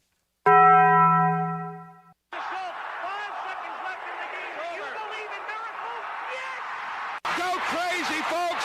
Go crazy! This is Geraldo. It is crunch time. You are looking live. In your life have you seen anything like that? Goodbye! Hello, Haskins. Boop! What's happening, big dog? How you doing? It's obviously crunch time. Hammer, nail, coffin. This baby is over. All one. Odd two. Odd three. Hey! Time for Taco Bell Crunch Time. Taco Bell, home of the crispy tortilla chips, topped with a double portion of either seasoned beef or shredded chicken, plus refried beans, nacho cheese sauce, reduced fat sour cream, guacamole, and a 3-cheese blend. Nachos Bel Grande, heaping portion of chips, topped with ground beef, tomatoes, beans, nacho cheese sauce, and a dollop of sour cream. Taco Bell, home to great food you get on your way home real fast, and they bring you crunch time every day. Dave, I learned today in talking to John Goin that I think we all pretty much agree we like the U.S. Open when it's at those traditional tracks, when we know it's those, frankly, those tree-line, older golf courses. I know remodeled for 21st century golf, like Wingfoot and Pebble and Oakmont and Olympia Fields and Medina and Shinnecock. I love it when it's at those places. I'll take it wherever, but I like it at the traditional places that speaks of yesteryear and of today. I like it when it's real hard. Well, Me too. We learned today, and we know now, the college basketball is going to start on November the 25th. I think Memphis is going to end up playing, when it is all said and done, they're going to end up playing 27 games. That's only 4 games less than they would have played.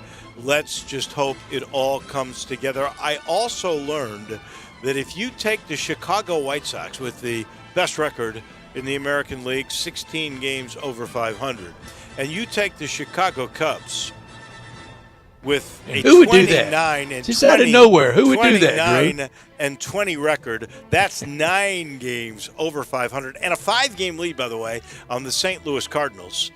You're taking a city that is now 25 games in a 60-game season, 29 games over 500. Boy, you had that big brain working on all that math, didn't you? Yeah, well, just comes naturally. Just what you do. Just comes naturally. That's how you roll. That's how you roll. I could have done without that math lesson from David William. Could have done without these two breakout superstars. Dave, I don't say this. I promise you I don't say this to irritate you. But the two breakout superstars of these NBA playoffs, what do they have in common? Bam Adebayo and Jamal Murray. They both played at Kentucky. Yep. They both played for John Calipari. Yep. And neither one of them won a national championship. I'll say it again. Cal's a great coach, but never has anybody won less national titles with more talent than he's had. Well, let's throw Tyler Hero in there too, right? Yeah, but he was much later. He had Tyler Eulis in there with those guys. Now, Adebayo was on that great team that lost the heartbreaker here in Memphis to North Carolina. North Carolina eventually won it. Right. If Kentucky wins that day, they win it all, but they didn't. But it was a comes great undone game for Cal. Oh, that was such a great game. I think it's the best college game I've seen at FedEx Forum. I think it was better than UT Memphis 1 versus 2. I don't know about that. Well, the outcome of that game. That had a little something to do with it. Kind of haunts me. I don't like this. I could have done it without Mike Davis, the USGA CEO, basically admitting, even though he says it's going to put the premium on everything, but he admitted we kept looking at ways to make the golf course a little bit easier because this is such a great test. In other words, I want to test. They were saying Winged Foot was too hard. They're going to make it a little bit easier. I don't want that for the U.S. Open. I don't care if it's 1 over. It's the one time that Dave, I don't care if it's 11 over. Yeah. I don't care. I don't care what par is. That low man wins. Keeping a close eye tonight on last night of watching live from before action starts tomorrow morning, 5:50 Memphis time at the U.S. Open. Woo! Man, are you going to get up for that? I could. It's wall to wall on NBC and Golf Channel. I could have made 5:50 tee times coming in from the night before. A lot of times in tournaments I played in. Might have played your best golf right then. You wouldn't have had a thing. Well, you wouldn't have felt bad. 5:50. I made 8 o'clock. Wow. I made an 8 o'clock tee time one time coming in from the Friday night. Now and we played in the clothes that we had on from Friday night. Right. That's 6:50 Eastern time, though, right? That's 5:50 Memphis time. Correct. 5:50 Memphis, 6:50 local time. So but that's early now. Well, that is. Just think about it. If you're a golfer, you're not staying by the golf course. It's not like you're at Southwind. You said your alarm, 2 hours before tee time? 3? At least 2.5, say. Got to go get loosened up. You're dew busting. You're talking about 4:30. And I know dew busting, too. 4:30 in the morning, you got to get up for that. That's hard. That is incredibly difficult. We got a lot of people we got to thank, including T.J. Reeves, John Goen, Rick Horrow, Craig Way, and Steve Earhart. We'll do this again tomorrow in another blockbuster lineup. Keith Smith, our friend, was not able to make it, so we won't get a chance to talk with him until he's going to be a little later tomorrow. 5:30. But we got Bill Bender, Russell Copeland, Tim Dooling, Greg Gaston, and we'll maybe know a little bit more about what's going on with the Tigers and this Shelby County Health Department release about all the COVID. So that'll be interesting then. We will see you mañana. Have a great night, everyone. Napa know-how.